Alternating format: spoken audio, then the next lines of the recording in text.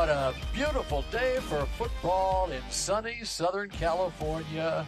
Precisely, it's Oxnard, California, the corner of Ventura and Vineyard in the shadows of the River Ridge Country Club. This is Dallas Cowboys Training Camp 2024, and this is the blue-white practice. We do this annually. Bill Jones, along with Mickey Spagnola, Nate Newton, and the great Kyle Yeomans, who knows all about, this is Hall of Fame weekend, and the triplets are in the Hall of Fame, and Kyle Yeomans has some triplets back in Dallas that are in his Hall of Fame. And I'm sure they're watching right now. That's right. They don't get a chance to come out to Oxnard. They're already biting at my ankles, trying to make sure that they get the trip out there in the future. No, everybody's great, and I'm happy to be here. And it is a wonderful weekend here in Oxnard, and this is day number 12 of Cowboys camp. You've been following at home. Of course, CeeDee Lamb hasn't been here, and we've had that discussion, but we're talking about the players on the field today. And Mickey Spagnola, you've been here from day one. How about to start things off? What's your impression so far? I think it's been a pretty solid training camp. You would like to get through to this point without an injury, but they did lose Sam Williams to a torn ACL, and it was one of those injuries that if you talk to anybody, you guys, they're all sick to their stomach that this happened in a basically special teams walkthrough drill. They weren't in pads yet, and they were really counting on him to step up after losing Dorrance Armstrong and Dante Fowler Jr. It was his job on that right side because, as we've seen, guys, they're moving Micah Parsons all over the place. As a matter of fact, Mike Zimmer, the new defensive coordinator, said that Micah could probably play any defensive position on the field. And in the meantime, they have signed Shaka Toney, who wears number 72 out here, and number 92, Al-Quadin Muhammad, who were out there in free agency, veteran guys that are coming in, getting some reps now. And they're getting reps, but as Stephen Jones pointed out when they brought 4 guys in for workouts, he said, make no mistake, none of these guys are Sam Williams. None of them are here to replace Sam Williams. They're here to be able to give us some depth. And he pointed out also that Marshawn Nealon now is the guy. And he said that when they were in the draft, they were looking at different guys. And he said, we decided on Nealon, and he goes, thank God we did. You give him number 94, you got big hopes for a defensive end wearing number 94. But I know Nate is looking at number 60 and number 56 and some guys on that offensive line. Of course, 60's Tyler Guyton and Cooper Beebe, the third-round draft pick, number 56. Tyler Guyton, he's on pace to battle Iguodala. It's going to be a uphill deal, though. I just want to let you know what's been reported. You've listened to everybody else, not listen to someone who knows. This kid has been a little bit inconsistent. He's looked good against Michael Parsons, but he's also looked bad against Darrell Johnson. So what he needs to do at this point is start stacking up good days. Start with the first practice, second practice. Build on each rep, and that's what he needs to do. He needs to stop leaning. He needs to stop and you start to punch with the 40-inch arms. He needs to start with his technique, and that is what Coach Mike Solari is working on. Let him build up each rep, each day, each time, getting better and better, stacking up better and better days. The center position battle with Brock Hoffman and B.B. Cooper. Cooper Beebe, yep. Cooper Beebe, excuse me. That is not a good battle right now. The young guy is not being able to be consistent with his snaps. He's still a physical player, but he has to learn to play center. He played mostly right and left guard in college, and it is different dealing with grown men trying to snap that ball between your legs with any type of accuracy. He's getting better, but it's going to be an uphill. Well, he got practice this summer with his shotgun snapping to his mom in his backyard in Kansas City. I don't know if she ready, but she looked like a quarterback, though. I'm telling you, she looked like a quarterback. Now, Kyle's been watching every practice as well. What's your take through the first 11 days? Well, I really want to say the defensive backs have been the number one thing, and I mean Mike Zimmer has been coaching these guys up. Can't get away from the offense all the way through. But I do know Darrell Johnson. I do know him. But I think Mike Zimmer specifically has done a great job of coaching up those defensive backs. Al Harris in the back being the passing game coordinator for that defense. You can see growth from not only the guys that are starters, Trayvon Diggs, of course, not available, but you have DeRon Bland playing well, you have Jordan Lewis playing well, but it's the guys underneath that depth that I had a question mark coming into the week with, and I really like what they've done. I mean, Kalen Carson, rookie draft pick as well, has really showed out, and he's done some good things. Josh DeBerry's had a great camp so far, too. So Texas A&M. Texas A&M grad. So I like the defensive backs, but really the linebackers, too. You haven't gotten to see a ton of that physicality, but what you can see and what you can watch for is being in the right place at the right time and being able to plug a hole and then really attack leverage-wise whenever you thud up, as they call it in practice. They've been able to do that and do it consistently, which is a huge plus for this defense. And, Bill, one of the things we were looking at is somebody's got to step up and be that fourth or fifth cornerback. You know, at this point, it's Nashawn Wright, and he's been playing in place of Trayvon. But there's another young guy that's really stepped up, and you're pretty familiar with it, too, is Josh Butler. Yeah, Josh Butler, number 31. He's an interesting story. We'll get into his story as we go along, and over the course of the next couple of hours, you're going to watch all of practice here, and we'll get into the individual drills, the team drills later as well. He's a great story, and you got to keep an eye on, as are some of the other ones. But as I came out to training camp, one guy that I was wanting to watch was a guy who wears a red shirt out here, and that would be Trey Lance. And, of course, the quarterbacks with Dak and Cooper Rush. Dak, he says he's in the best shape of his life, and it looks like he is too. He's played awfully well these last few practices this week. I mean, he was humming, throwing balls into tight situations and finding guys. And I just been real impressed with what he's done. I don't know how much we'll see of him. They want to see Trey Lance in these things. They need to see in the preseason games. And the preseason games. They need to see him take snaps and even things like this. And when we get to the scrimmage on Thursday with the Rams, you're going to see a lot of Trey Lance. Well, Dak has really separated himself. We call it pressure drill. At the end of practice, have a pressure drill. We know it as blitz drill. Linebackers, safeties, and corners are up moving back and forth and blitzing, and that's where he's been sharp at. Him and Cooks and all the Jalen guys, they've been on top of this and just making the proper reads. And it's been a lot of interceptions being thrown, and believe me, the majority of them is not that. No, and I think I agree with Nate here, because whenever I came into camp, I was also keeping a close eye on Trey Lance, as was everybody. You didn't know what you had there. But I think he's had some good things. He's had some bad things. He's had an up and down camp, and that's normally how camp will go. But I want to see more consistency, because guys like Dak have separated themselves with consistency. Cooper Rush, though he may not be the most talented quarterback on the roster, he's separated himself because he's consistent. I want to see more of that from Trey Lance. He's good in the RPO. He's good when he's able to move out of the pocket. He's good on the bootlegs, and he's able to throw within 10 to 15 yards, that moderate range downfield. I don't know if he's that deep quarterback, that deep throw quarterback that you would want if something were to happen to your starter. Okay, in the last couple of minutes of this opening segment, I want each of you to give me one guy that has kind of jumped off the screen at you as you watch here. Kyle, you want to go first on it? Ooh, that one's tough. Jumping off the screen. Someone we look forward to when you're watching this practice today. Keep an eye on this guy. I hope he's out there again, because he was limited yesterday. DeMarvion Overshone has been number 13. Fantastic. Number 13 on the defensive side. They've moved him around a little bit as well in terms of the defense. He's mostly coming off the second level, plays downhill, plays with a ferocity. I really like what Demo has done, especially coming off of the injury. You're looking for explosion. You're looking for cut. He has both of those things. Not a big name guy, but 51 Darrell Johnson. He has all the talent. He has all the skill sets.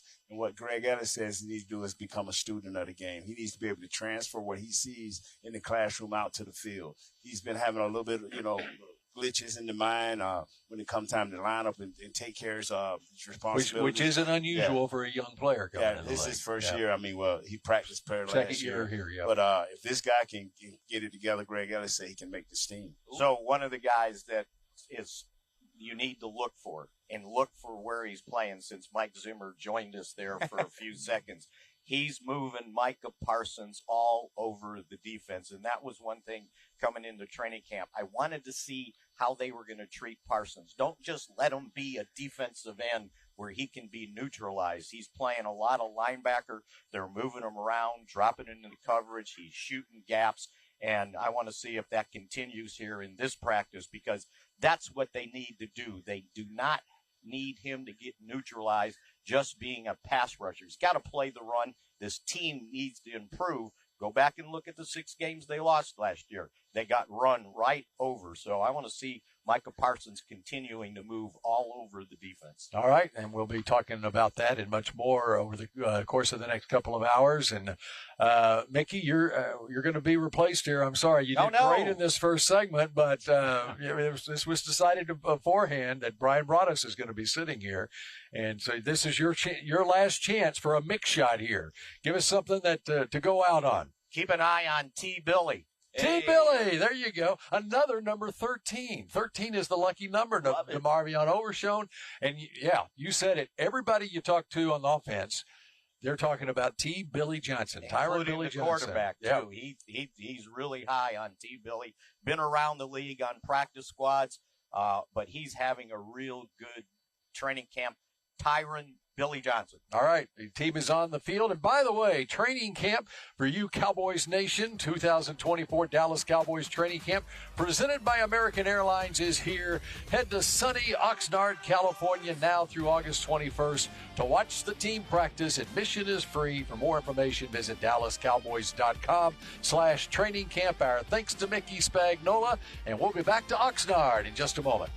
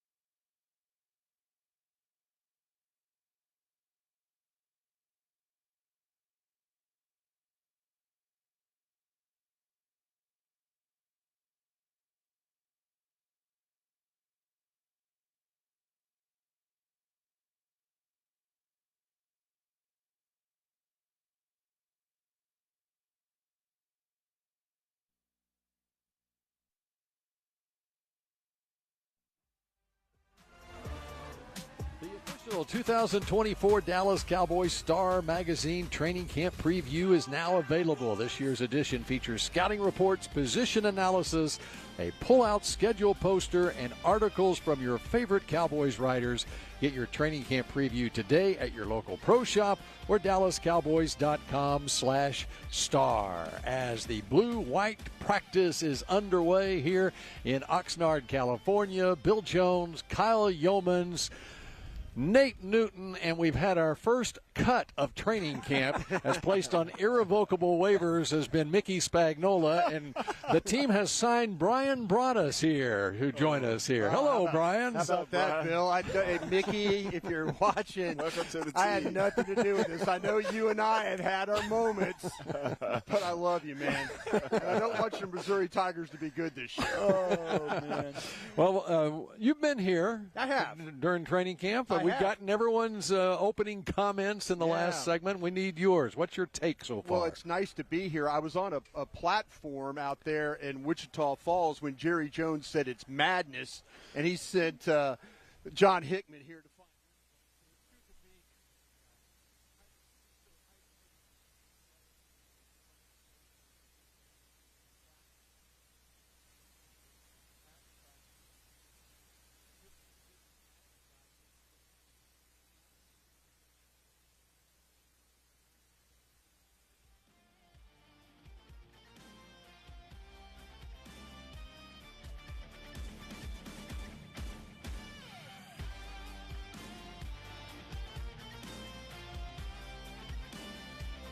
over him. Obviously a great player, great person. Definitely myself, I know I got to step up, got to be ready just to play just that much more. And, you know, we just take all of it seriously and, you know, keep sharpening each other during practice. And, yeah.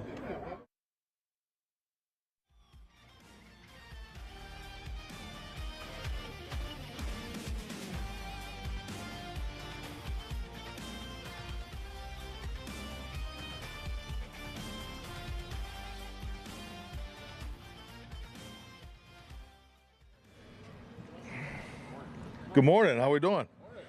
My cup holder fell, broke. Dak did? Well, you guys telling everybody up there too. That was a... Jerry wanted to know. You're going to charge you to take it out of his check. Is that right? New check, part of the extension. David Moore, Dallas Morning News. We had a couple guys go to the tent yesterday, and McCwamu and Schoonmaker. What's their status, and are they going to miss some time? Or yeah, this is going to miss some time. He won't be ready today. Schoonmaker is he'll probably go Monday. And how much time will McCwamu miss? Do you know? Is there going to be? We're learning as we go, so I don't see him going Monday. And also, Guyton had a sickness. Will he be worked back in today? No, he's not going to make it back today. It'll be Monday as well. Hope so. I mean, you're in mid-season form, David. Oh, my goodness. Since David started that, is anybody else not going to practice? Not that I'm aware of. Okay. We got a couple guys warming up. Kendricks warm up, so but you know, I don't. There's a chance he probably won't go. So, yeah, we're looking at all those guys on your list, and we'll see what happens. Clarence Hill, Fort Worth Star-Telegram. Today, balloon bite practice, not a scrimmage. What do you hope to get out of this today? Today's install. You know, it's install day. Second time for red zone. We got a goal line segment coming in.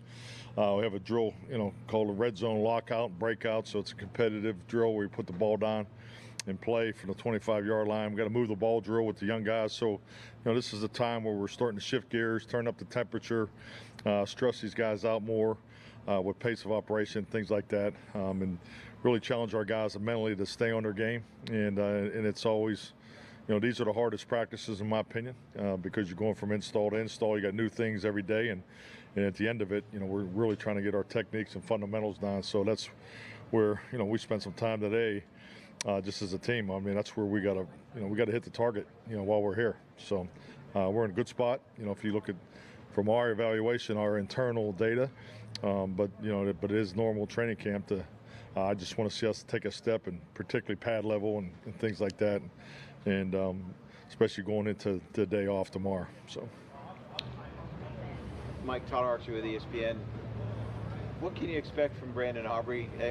Go back to a year ago and really didn't know who he was, and now he has the type of season he has. What do you expect year two? Well, I think like anything, and this will be his test. You know, handling success. I mean, he had extremely successful year one. You know, he's created a standard here, and you know, we love our specialists. We think, you know, our trio is as good as any in the league. So, and that's such a big part of it. And the time that they spend together is critical. So we really want to see those guys take that next step. And I think really what comes into, you know, having those guys year in and year out, because so much of their responsibility is in the realm of, you know, fine motor skills and reps, and like I said, we got a great group. When he was here last year, obviously he's competing, and what made you guys say at the time, all right, let's just go with one? What did he show you then to say let's go? Well, just the first day, you know, just I think anytime you have the opportunity to stand next to a quarterback, you know, right next to him, or stand behind the kicker and watch him kick. I know my impression, and I expressed it to Will and you know, Stephen and Jerry, is the way the ball jumped off his foot. He was clearly different than the other guys. So, and let's be honest, you know, you're always counting reps more so than ever in these training camps because of the opportunity to work together. So I just felt that, and my opinion was, let's go with the young guy, and because the talent was very evident. I mean, the ball jumps off his foot. He's extremely consistent. You know, obviously we got to see him go through a whole season with his personality, work ethic. You know, just like all guys, he had an injury, two little things to deal with worked through that seamlessly. I obviously had the situation at the end of the year. So, but yeah, I thought the talent was very evident the first time he lined up and kicked the field goal. John Mojo with The Athletic. You've talked before about a lot of the good things of having training camp here and training camp in general. Do you have a least favorite part of training camp? Least? The complacency of the media is just nauseating. But no. no. Be on time, I mean, no, I really don't, John. I think just having the opportunity to be in different generation of training camps. I think functionality and your ability to do the work efficiently as we can. I don't know if you can have a more functional training camp setup. I mean, just the furthest point of our training camp is the meeting rooms, and it takes you 2 minutes to get to the field. So I just think that's incredible. The field's outstanding. Obviously, the weather is you don't feel the stress that you definitely would have in the heat. As far as the workload capacity of your team. So, I mean, it's all good. I'm obviously searching here because I'm trying to get, you need that nugget on social media. So, yeah, I don't have a hook for you. Sorry. A little dry today. Calvin Watkins, Dallas Morning News. You talk a lot about second-year jumps. How's Fehoko doing in that area? Oh, really good. I mean, he's probably one of the most versatile, guys. I mean, you look at, what he's done on, Fehoko, I'm sorry. Yeah, no, I'm sorry. All right. Hey, Sergio over here. Chill out. Chill out, Serge. All right. Oh, my God. Well, I'll tell you my least favorite, John, back there. You guys need to speak up. I am 60 years old, because I obviously didn't hear the last name. Opportunity is when I hear Fehoko's name, that's what I think of, opportunity. And, because obviously we've been playing them some inside in the rush phase of it, but just really, establishing those reps, outside, in the open end and the big defensive end opportunities. So, yeah, and I think just with that, anytime the reps go up, we got to make sure the fundamentals are intact. He has a great motor. That's what we've loved about him since day one. But, yeah, I would say clearly the opportunity he has.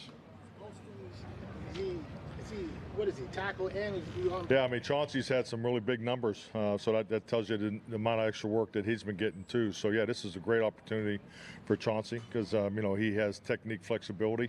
I mean, he can play from the 3 all the way out. So, yeah, so he has definitely. So his workload has gone up. Representing the NBA. Nick Harris, DallasCowboys.com. John Stevens Jr., now that you've kind of seen him get integrated back on the field, he has 12 pounds of added weight that he said. How much more is he growing comfortable in his role in this offense? I mean, his athletic ability obviously jumps out at you in any time he gets the opportunity. It's very evident. But just the details, it's the little things. Obviously, anytime he's connected in, the C gap and D gap responsibility, whether it's protection or run blocking, that's an area that's new for him. He's, obviously with his background as a receiver, playing more in the open spacing. So phone booth type action, which we'll get today in the goal line, he can't get enough of it. Patrick Walker, DallasCowboys.com. We talk a lot about the young wide receivers, but can you talk about where Brandon Cooks is right now as far as your second year of the offense under you versus this time last year? Well, I think you're always looking for those veterans not only to be an expert of how they play the position, but obviously what we're asking of him in this offense. And he's clearly has achieved that. But boy, I can't tell you how impressed I am with Brandon as a mentor. He's a great mentor for our guys. They looked him father figure in a sense. He probably won't like that, but he's someone whose credibility has really grown since he arrived here last year. Mike Leslie, WFA.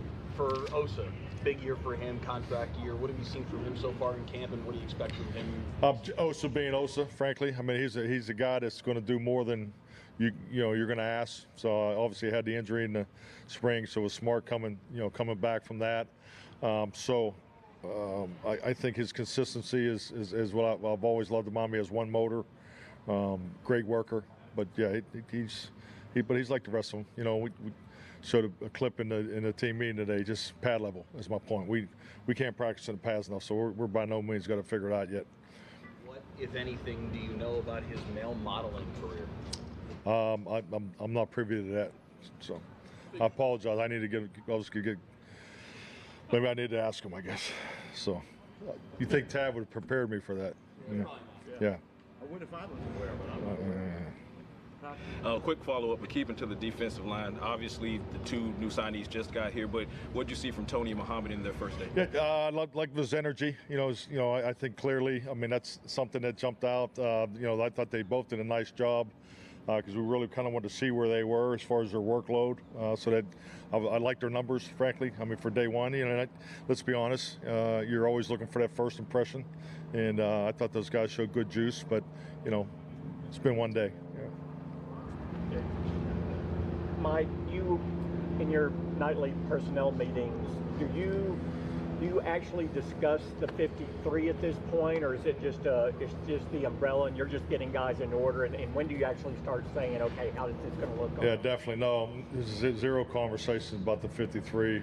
We're really, what we do nightly is we talk about workload, talk about reps, how we're going to rep guys. That's why, sometimes when you ask about so-and-so being with the ones or twos, frankly, a lot of times it's really irrelevant because, every player, has a threshold that we're trying to exceed to make sure he gets to, his conditioning, his opportunities and reps in particular schemes. You're obviously trying to hit the target through your individual combination and group drills as far as getting the technical part in the fundamentals. So that's really where we spend our time. We really haven't had one personnel meeting where you sit down and say, hey, talk through every guy. That'll come after the first game. Now, Jerry, Steven, and Will and I have had some conversations, and I have daily conversations with the coordinators. But yeah, that's not the way we do it. I really do want to get. You got to get through the install phase, and reps and workload capacity of each player is the focal point. With Micah, he was a little limited to look yesterday with the elbows. I mean, he gonna be okay today? He had good numbers yesterday. He hit his workload capacity. So but definitely he's got the elbow. He can talk more on that if you guys obviously like. But he'll take a normal load today is what he's scheduled for.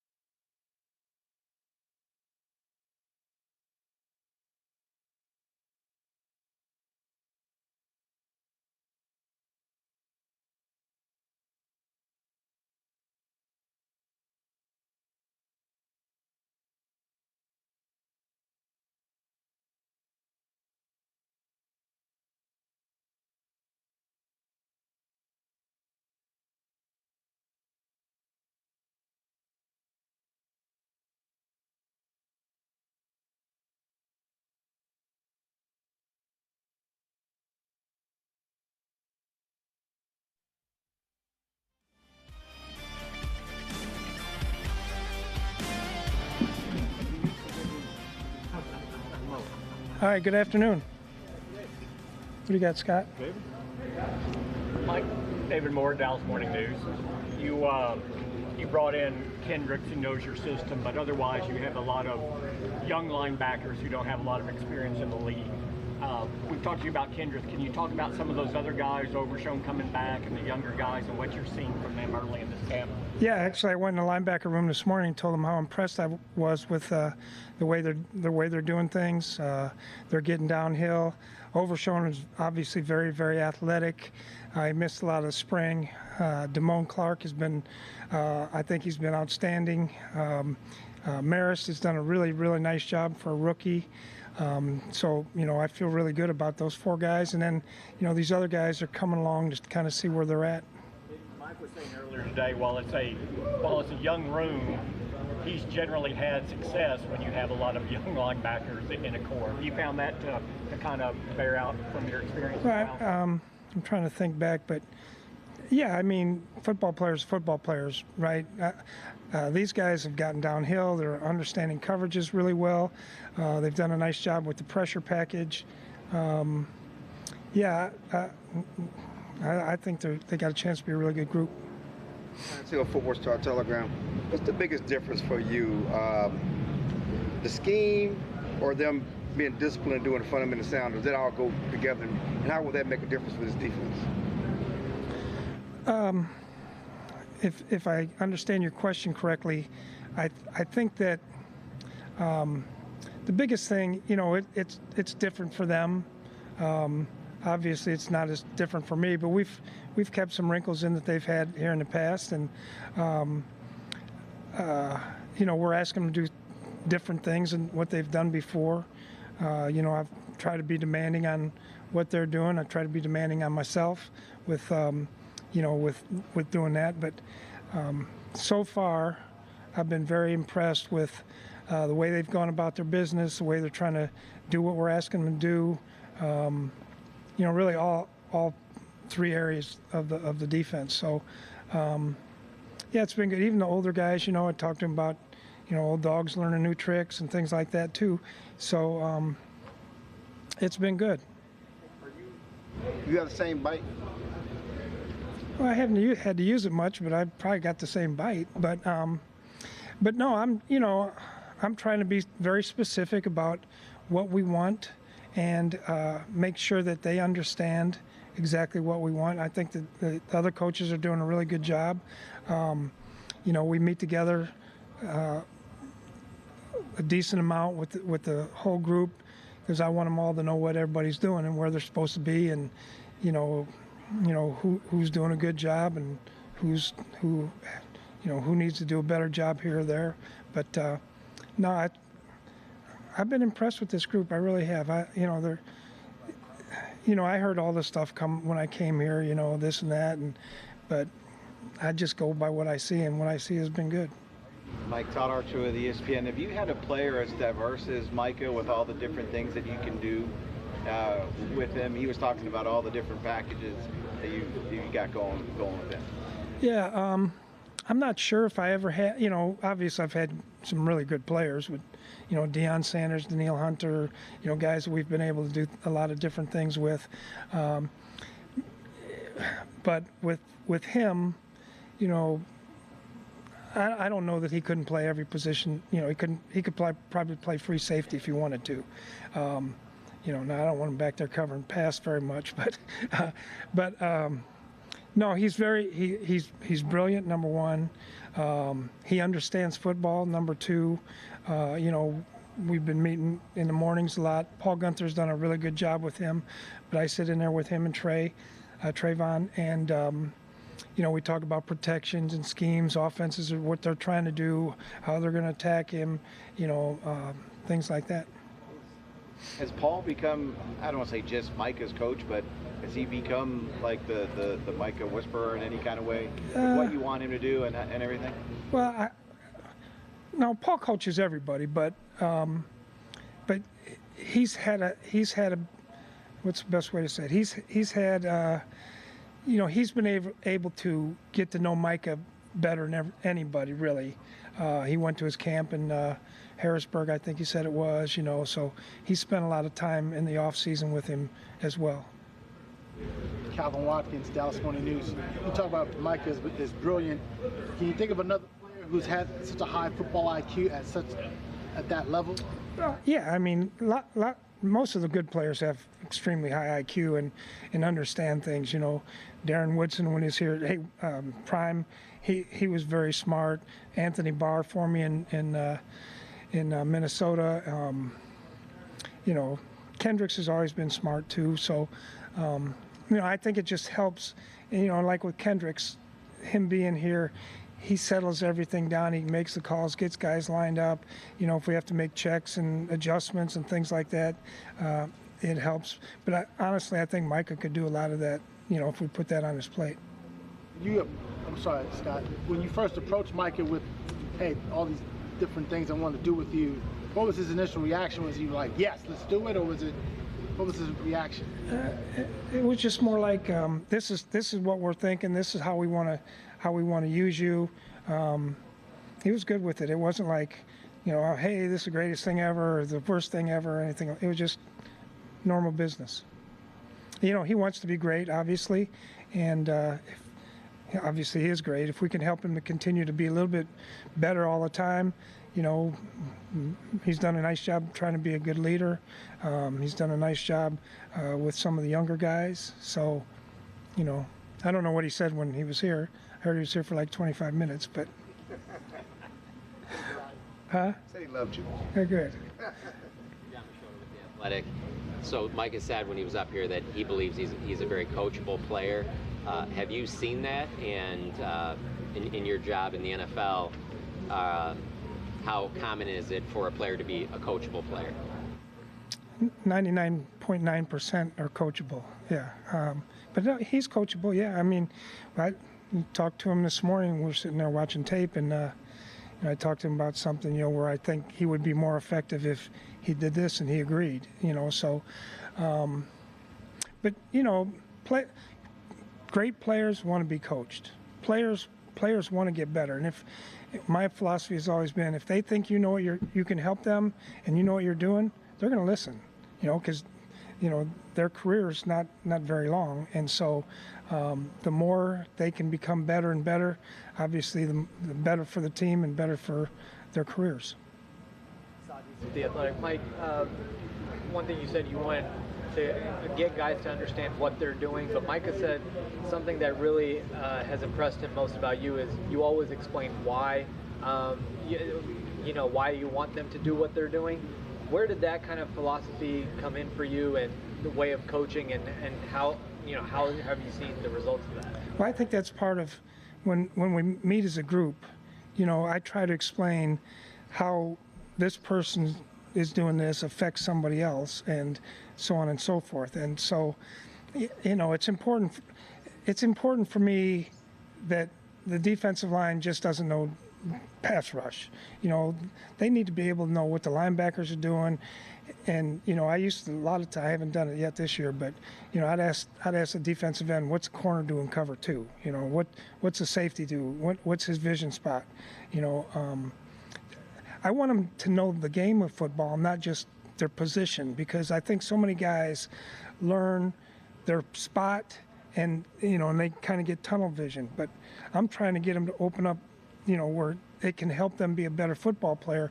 You know, if we're overloaded on the one side and the offense is checking away from some pressure over there, they know that, hey, the run's probably coming to me now if I'm away from them. So I just try to tell them that, you know, I don't know, that's just what I do. I'm sure you watched a lot of Deron Bland last year from afar, but what have your impressions been of him, working with him, and then also how exciting is the prospect of Trayvon now coming back and having those two guys on the outside? Yeah, it's great when you have two corners that can play.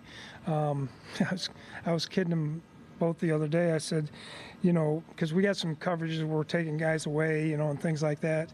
And I said, hey, if corners can cover, we don't need any of this stuff. You know, we're just going to go ahead and let you guys get out there on the island and take care of business. But Deron, he's done a really, really good job.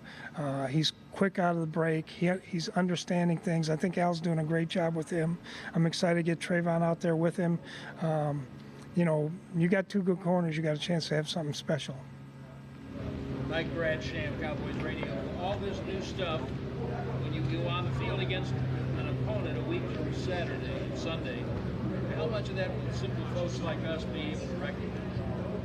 Yeah, Brad, I don't know how much we're going to have to talk to Mike about the preseason games and exactly how much we're going to do and that kind of thing. But, I mean, if you see us and we're playing blocks and, we're not getting cut out of gaps and linebackers are getting to the right place and the corners in the secondary run force in the right way, we get a crack and crack replace. I think those are the kind of things that a layman can kind of see where, oh man, that nose tackle, he took on a double team so the linebacker can go instead of, letting this guy go run up the field and I'm not saying anything about anybody else. I'm just talking about us. Nick Harris, DallasCowboys.com. Just being around the game again every single day, being back in Oxnard, back in this organization, have you allowed yourself to kind of feel the emotions being here? I'm gonna be honest with you, it took me a long time to get used to having stars and Cowboys on me. Every time I'd see an article, I'd see that Viking helmet and, so it took a little while. But no, I feel good about it. I feel, my daughter said, man, you seem like you're so happy now. So I'm enjoying being around the players. I'm enjoying being around the coaches. Obviously when I get a chance with the owners, it's like old times, and I've had a good time with Mike, so all that's really good. Dan Greenspan, Associated Press. Head coach and a coordinator have very different sort of job responsibilities.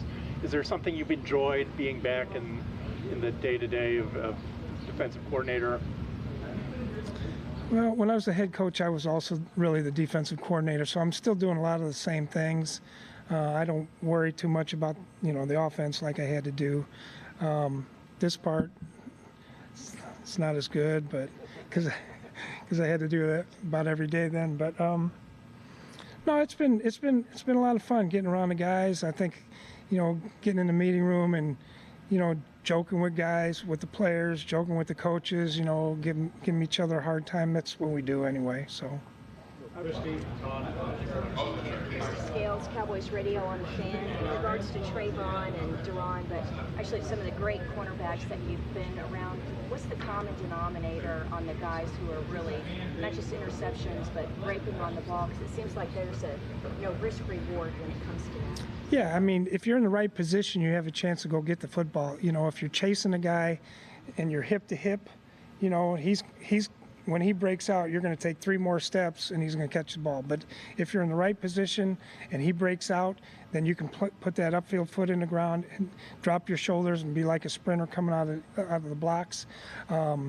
Understand, a lot of understanding splits, understanding formations. Deion was really good at all those things. He had extremely strong hands too, but I think all those things combined, it's not just pure athletic ability. It's understanding, it's scheme. Where you get help, where you don't get help. A lot of different areas like that. Mike, it's when coaches step away for a year or two, they talk about they evolve their scheme, and Dan Quinn talked about how he changed some things.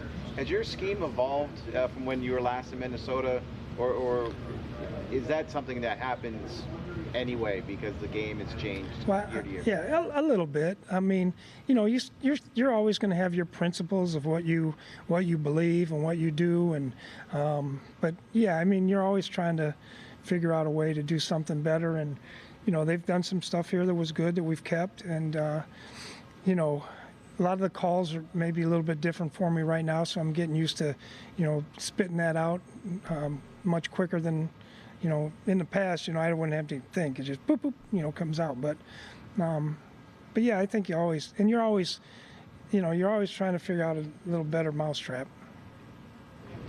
2 things to finish up. You worked out 4 guys today. What are you looking for at defensive end? Well, really someone, Sam Williams was a big loss. We anticipated him being, 70% of the time playing. So we're looking for some more depth at end, really, at the end of the day. No, we're going to meet on tomorrow. Okay. Secondly, Mozzie? What have you seen? So much talk about Mozzie. I'm so glad you asked, because if no one asked about that, I was going to mention it today. Okay. So there you go. So much talk about Mozzie and what he means. And can you talk about what you see from him and the expectations? Well, I'm gonna tell you. I believe, regardless of what I hear on the outside, what we're asking him to do, he's doing a really good job. You know, you may not see him make flash plays, but we see him taking on double teams, getting his hands in the right place. I see him, understanding where he's supposed to be. You know, he's not going to be a speed rusher by any stretch. You know, he's going to have to be a power rusher and push the pocket. But as far as the run game, what I've seen so far, I've been impressed with him. He's doing a really good job. Now he's got to keep it up. But I've enjoyed what I've seen with him, along with the rest of the defensive line. Okay, thank you.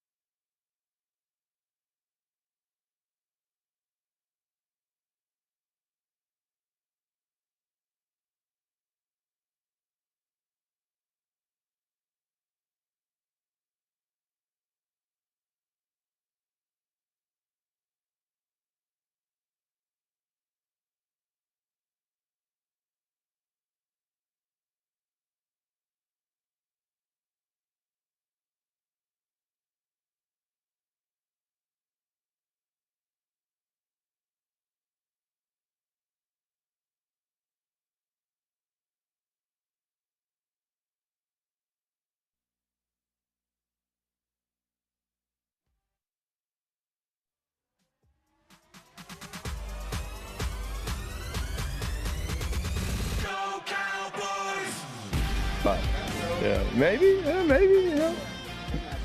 As long as I don't have to pick up the bill, that's a good thing. Let somebody else pick up the bill. And I heard it was a hell of a wedding. 3 days. Yeah, I heard it was a hell of a wedding. Ask him about him dancing to the rave music. Yeah. You got. I don't know if there's photos. You might be able to get some photos, but yeah, he likes that rave music. That's why it's playing at practice. You guys will hear it out there. David Moore, Dallas Morning News. You start by talking about the jump that Jake made last year. In your mind, how impressive that was. Where does he go from there? How does he build on that? And just overall, the tight end room. It seems like you have a lot of depth there, a lot of quality. Yeah, you know, Fergie is one of those guys, football family. You know, Coach Alvarez, obviously, he grew up, you know, going to football games, watching football games, a lot like myself. You end up learning so much about the game just being at practice and, you know, being on the sidelines for games like that. People have always told me that. And the guy just works the right way. He's very intentional. He and L-Dub have a great relationship. If you guys see him pre-practice when there's stuff going on with special teams, the little drills that they're doing, you know, just, you know, hand strength drills, ball tracking, you know, ability to sink and redirect his hips. Like, he's working the whole time. So he doesn't play on many of the teams. He's kind of a backup on those, but it's just an intentional process. When he goes out there, he has a plan of what he's doing, what he wants to improve on, and he just gets football. And what I love about it is not just the football player, but if you watch this guy and his leadership, and he's found his voice in that room. He's so well respected. He's the guy after the whistle that's got, he'll get that last shove or that last touch, kind of a tone setter. But again, how does he do it again this year? I mean, it's the same thing. Don't change. You know, we always tell our guys, you know, they hear the system initially. We say really phase 1 and phase 2, you kind of teach the system. Really OTAs, you kind of detail it. And then training camp, we're trying to perfect it. Now, do we perfect it every day? No, we don't perfect it every day. But, you know, the thing with Jake, David, is he doesn't want to get bored with the little things. It's those little fundamentals that he's training each day with L-Dub that's going to make him a great player. And again, we're moving around. We're doing some different things with him. You'll see him playing some fullback and doing things that are new for him, just because we want to be versatile this year with all of our pieces. And the tight end room in general is a really cool room. Obviously, you know, Fergie getting Henny back is great. He missed some time. Scooney obviously missed some time in the spring. John Stevens. So we're having to rotate those guys through. And then even the young guys like, you know, Brevin and Alec, they're doing a great job for us. And I'm a huge fan of L-Dub. I think he does a really good job with those guys. And they have a plan coming out to practice. So expect great things from the entire group. And it will be a very competitive competition.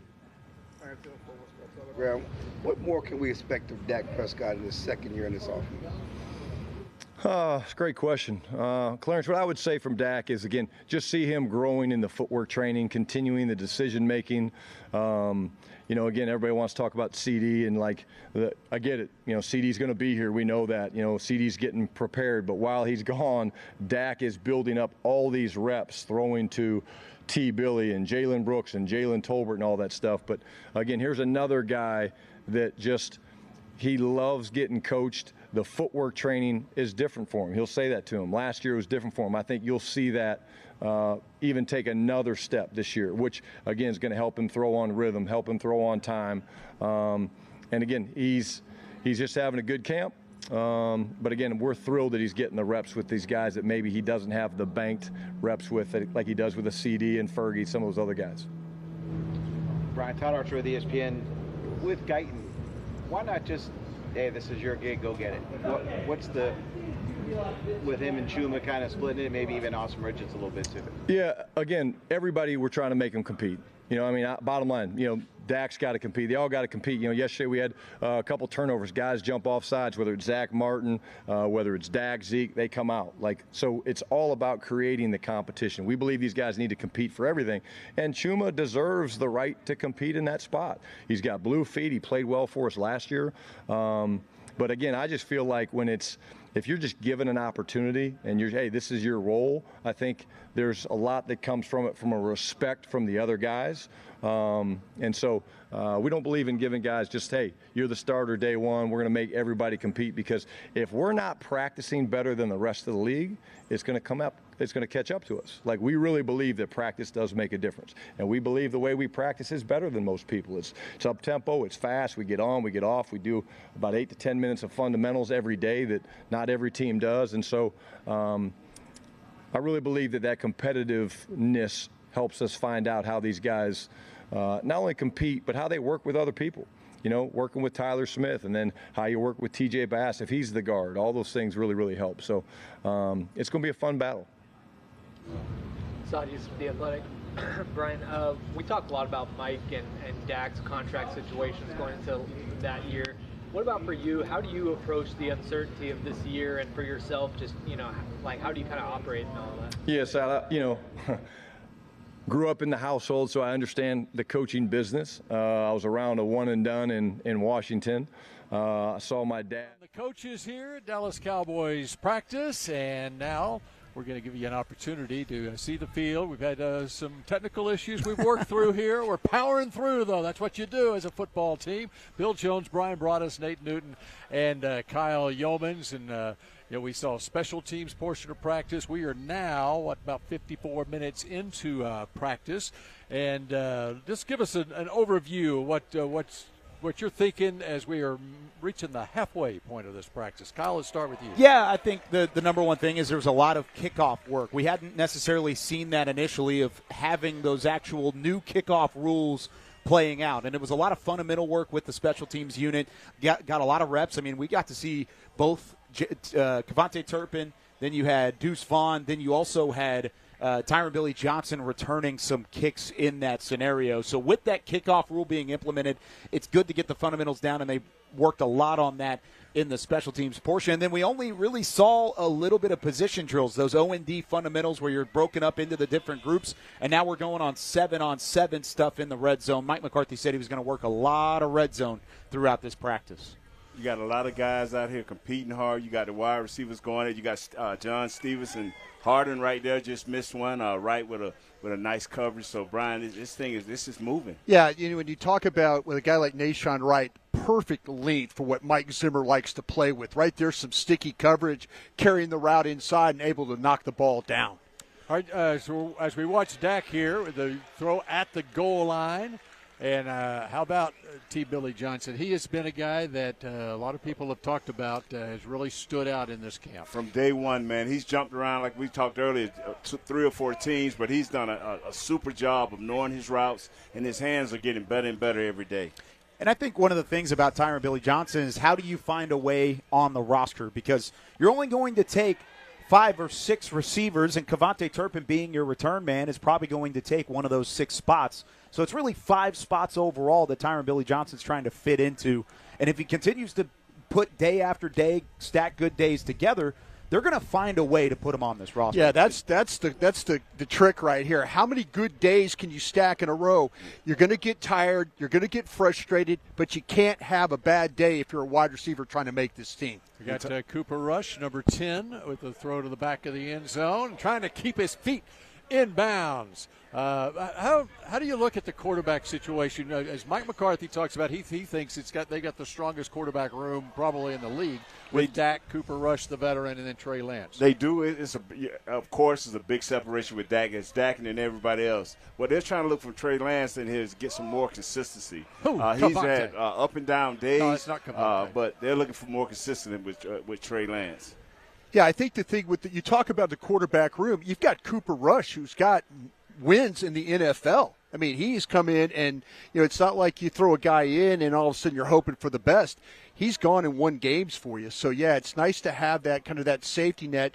They thought enough of Trey Lance to make a trade for him. He's a guy that had the top of the second round. They make a trade. They have a year in the system, and now we're really getting to see him for the first time here at these training camp practices. There a moment ago is Deontay Burnett, who made the play in the corner of the end zone, and a drop ball after Keemon Hall goes down in defense.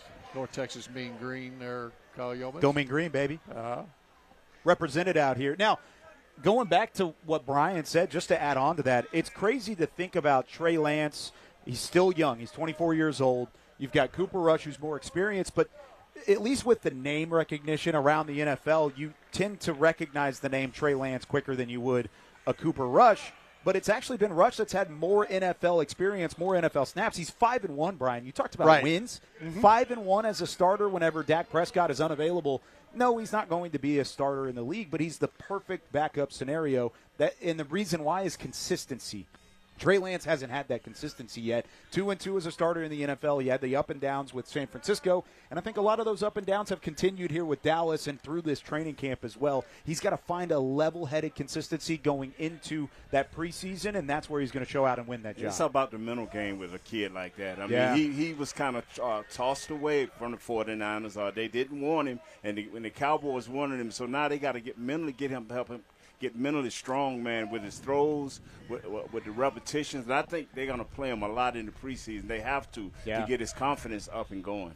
Yeah, Bill, a nice rep there with Kalen Carson, and he's been going against Tolbert. I mean, here's a rookie going against probably the best receiver in Cowboys camp. He's stepped up every single time. He's not avoiding the opportunity to try and get better. I like what I've seen from him so far today in this practice. And Kalen Carson, of course, the 5th-round cornerback out of Wake Forest. Brian, when you were watching tape, I mean, the number one thing that turned out to me from his Wake Forest tape was playmaker. He was always around the football. He found a way to get a hand on it, to make it a reception, even if it was a reception, to make it tough on those receivers, and he mostly played on the boundary at Wake Forest, and that's kind of what he's shown through camp. Finds a way to the football. He's got a nose for it. He sure does. He's a tough kid, too. When you watch him and the way he plays coverage, he's not giving you much room out there. And so, not maybe a lot of interceptions, but a lot of getting his hand in where he needs to be. Technique's really, really good. And that's one thing they've missed on the boundary with the cornerback position is physicality and being able to stop the run, too.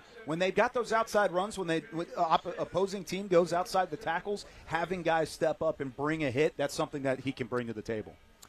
They're moving to period 6 now, 7-on-7 red zone. There's a lot of work that all NFL teams do, but the Cowboys in the red zone, we've seen it in this camp. That's what they're about to here, 7-on-7 red zone. Yeah, Mike McCarthy talked about it today that he, one year when he was in Green Bay, they were like 2-5 or 2-6 in 2-minute games, and he's always going to work on something. He plays the statistics, and he's going to work on those things. Say, never again are we not going to be a good 2-minute team or a red zone team. And that was like 15 years ago. Yeah, a lot of work. They started doing more than in 2009. And, by the way, they won the Super Bowl the next year. Lose a bunch of games, and all of a sudden you kind of figure things out that you don't want to do this anymore.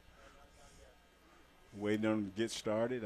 These are good periods because, again, you've got – and I'll tell you what, I kind of like what I've seen from the secondary. Yeah. I really like this linebacker crew, by the way. There's an LSU Tiger out there with Damone Clark, and I think he's benefited from the young guys like Luafau and others, Kendricks, those guys. I mean, big help to a guy like that. And a big help, Eric Kendricks, the veteran coming in here who hasn't been practicing the last couple of days, nursing a back. That was a position, though, that going into the end of last season, you felt like was thin. You didn't have any depth. You didn't have any rotation. Now you look out there, and there's 4 or 5 linebackers that you're confident in. And that's a huge difference and a huge plus for guys like Damone Clark, who was stretched thin in his own role last year. Now he can kind of settle back in to doing what he does best. Jordan Love pointed it out in a podcast with Micah Parsons about the playoff game. We saw number 14 lining up at linebacker. We're going to run the ball. Number 14, Marquise Bell out of FAMU, is now playing safety. Yeah, you got Eric Kendricks, and we brought back Damian Wilson. We got some veteran guys that can teach these young guys and help them learn how to fill gaps, because that's one thing we were lacking last year, the ability to stunt guards and centers in the hole and to be able to take on our fullback. So this year here, we'll be looking at a different scenario. I'll tell you what, that John Stevens, the tight end, number 81, Dak was looking for him. He was trying to run the seam route. Good coverage on the back end. Dak had to move to his left and just kind of throw it away. But good coverage, good route from John Stevens. Good-looking player at tight end. Got the ones in here. Dak throwing for Jake Ferguson. Wanye Thomas. Yep, Wanye Thomas stuck with him all the way through. And Ferguson was put in motion, so it was man-to-man on the opposite side, and he stayed with him all the way through. I will say, on that last rep, you think Tyron Billy Johnson's having a great camp, and we've heard about it, we've talked about it. Out of the wide receivers, it was Jalen Tolbert, Kevontae Turpin, and Tyron Billy Johnson running with Dak Prescott, Jake Ferguson, and the ones on offense. He's continuing to compound those days, and he's getting rewarded for it as well. No Brandon Cooks, by the way, out here. If you're thinking about where's Brandon Cooks, he hasn't been practicing today yet. Not sure if he's maybe a veteran day off or moving forward with it. A lot of times early in practice, they have been keeping him out of these situational drills and letting him do more of the teamwork. There you go. Hey, was that a screen? I always say this, man. Throw a parade in downtown Dallas if we get a screen package for this team. Didn't have the lineman there, but the action was a screen look right there. So nice job of getting the ball to the outside and getting the back up the field. Who's playing in the parade? Would that be you? Would you? I'll tell you what. I will throw a parade if they throw screens. I like it. Yeah, I like a good red zone screen. I grew up with Andy Reid, and Andy will red zone screen you to death there in Kansas City. Yeah. Cooper Rush at quarterback. Royce Freeman, big running back, signed in free agency. He was with the Rams last year. Well, he's a thick guy, too. When you talk he's about a special teams guy, too. I didn't realize that about him. But you got to be that kind of guy. You got to be able to do a lot of other things if they're going to dress you. Keep your eye on number 55, Willie Harvey, man. He's just come out of the USFL. This guy hasn't missed a beat. He's a full-time, full-speed type guy. And talking to Will McClay, he loves him. He was the leading tackler in the UFL last season with the St. Louis Battlehawks, and he did a really good job early in camp in coverage. He was able to back out and pull that parachute, get into the secondary, and provide some different routes for quarterbacks to throw into. Had a pick the other day. I'll tell you what, Mike Zimmer's right here in front of us, and Mike and I go way back to the early 2000s. What Mike's trying to do here is you look at some of the disguise. You see some guys, if you watch the secondary move, they will adjust. So they will show you one look, and then also they'll rotate to another look. A lot different than what we saw with Dan Quinn, though. A lot more movement, a lot more disguising with Mike Zimmer's crew.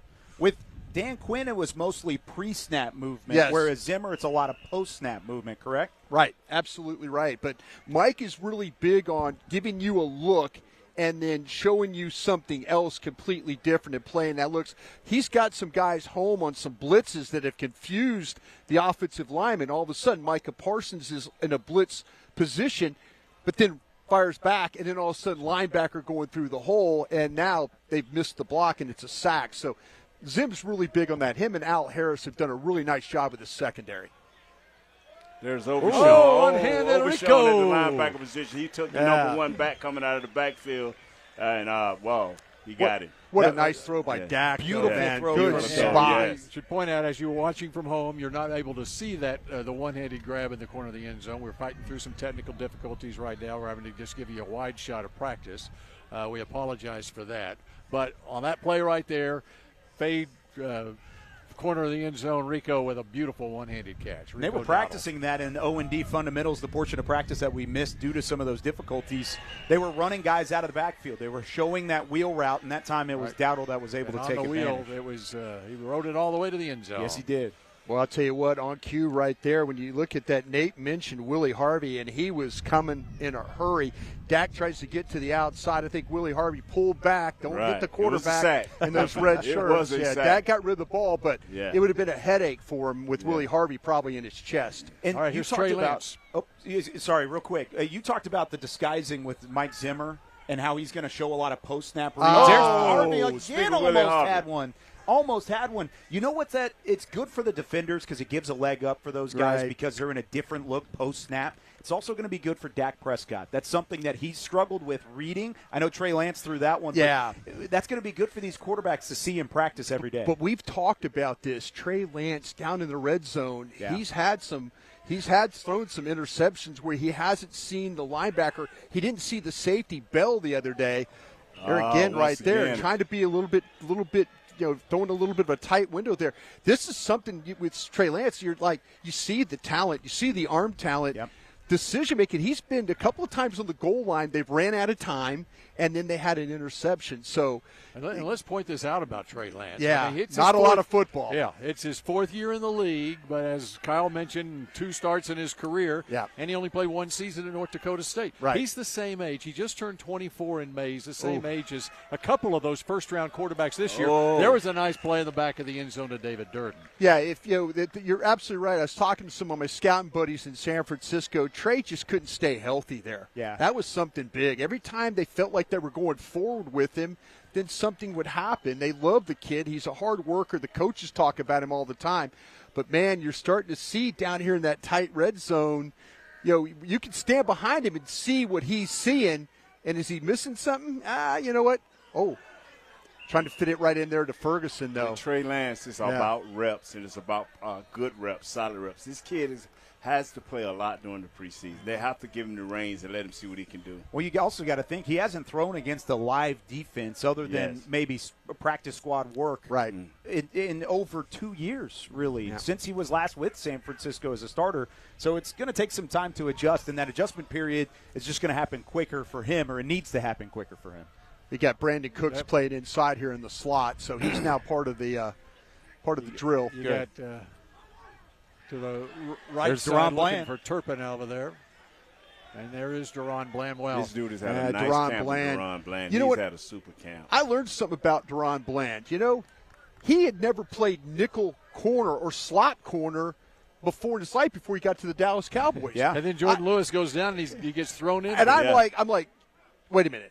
You're lying to me right now. He goes, no, I'm telling you, I've never played slot corner before, but that's how he got his start here with the Dallas Cowboys. What a talented player. And this is the first time going into camp, once Trayvon Diggs gets back into the fold, that they'll both be on the boundary in practice reps, because he's been in the nickel all the way through, either from injuries for Jordan Lewis or injuries without Trayvon Diggs being on the field. So once Diggs is back and healthy, you're going to feel really good about the starting three corners, and that's really a credit to what Bland has done. Look at that, Jordan Lewis. Speaking of Jordan Lewis, I mean, he's had a super camp, and he was all over Cavante then. I mean, just blanket coverage. I'll tell you what here. I like what I saw from Donovan Wilson, a downhill player, a thumper. Need to see him cover better. They tried to pick him down here. They fought through it, though. He's just got so much toughness. He didn't let the pick happen, and they were able to play it on the outside, forced the ball to go the other way, but they were trying to run a little pick route down here, and he played it very well. And he was face-to-face with Peyton Hendershot after that. I don't know what words were said there. Oh, I tell you what, Dono will say a few words to you. He will say a few words to you along the way. He's an Aggie. He's not afraid to speak his mind, right? Not afraid to speak his mind at all. Yeah. And by the way, that safety position is a real position of strength for it this is. team. No, the secondary itself, I think, if you lock, that was a good competitive period on both sides right there. And I love how you two guys, you and Kyle, spoke highly of all these guys. Can they bring the fat guys down here where I can get involved? Well, you're about to get involved here, Nate. Your fat guys are coming down. I'm like, wow. Well, that's the thing is Broadus is a former lineman. You're a former lineman. Yeah. I didn't play much football, but, hey, I love watching the linemen, too. This is great. 7-on-7, that's all the flashy. That's all the fun. But let's get the big guys down here and have some physicality. That's what practice like this is all about.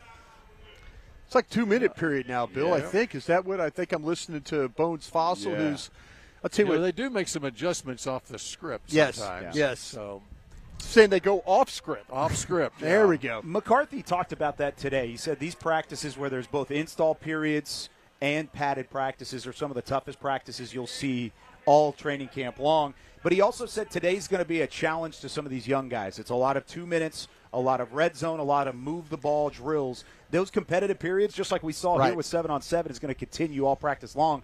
I also have a feeling of Mojo moments kind of around the corner. Oh, here. okay. So get ready. All right. I think hear we're the going to hear that music. There you go. Right. Oh, deep shot right off the jump. Brandon Cooks. There you go. Yeah, Brandon Cooks over Nation right there. Deep 9 route. Nice. If we're going to name this Move the Ball, right. I mean, that's how you move the ball is you find Brandon Cooks. The Archer, Brandon Cooks. How about that? What a route. What a pilot. The pilot, Brandon Cooks. Yeah, he's a pilot too, Yeah. but his nickname the Archer, and he has two sons, Sir Maverick Archer, and his son's already been knighted? The other one, Sir, is it David? The number 7. That's awesome. Which is in the Bible, that's completeness. How cool. Number 7. They got Austin Richards starting at that left tackle, I think, y'all. Is that Austin? Yeah, 76 Austin Richards at that left tackle. Good eye Starting there, now. Nate. Yes. Good eye, offensive lineman. Yes. Tell you what, a couple of really nice reps from Osa Odighizuwa right there going against Tyler Smith. His hands have been great. Man, that is no bargain having to deal with these two guards. Yes.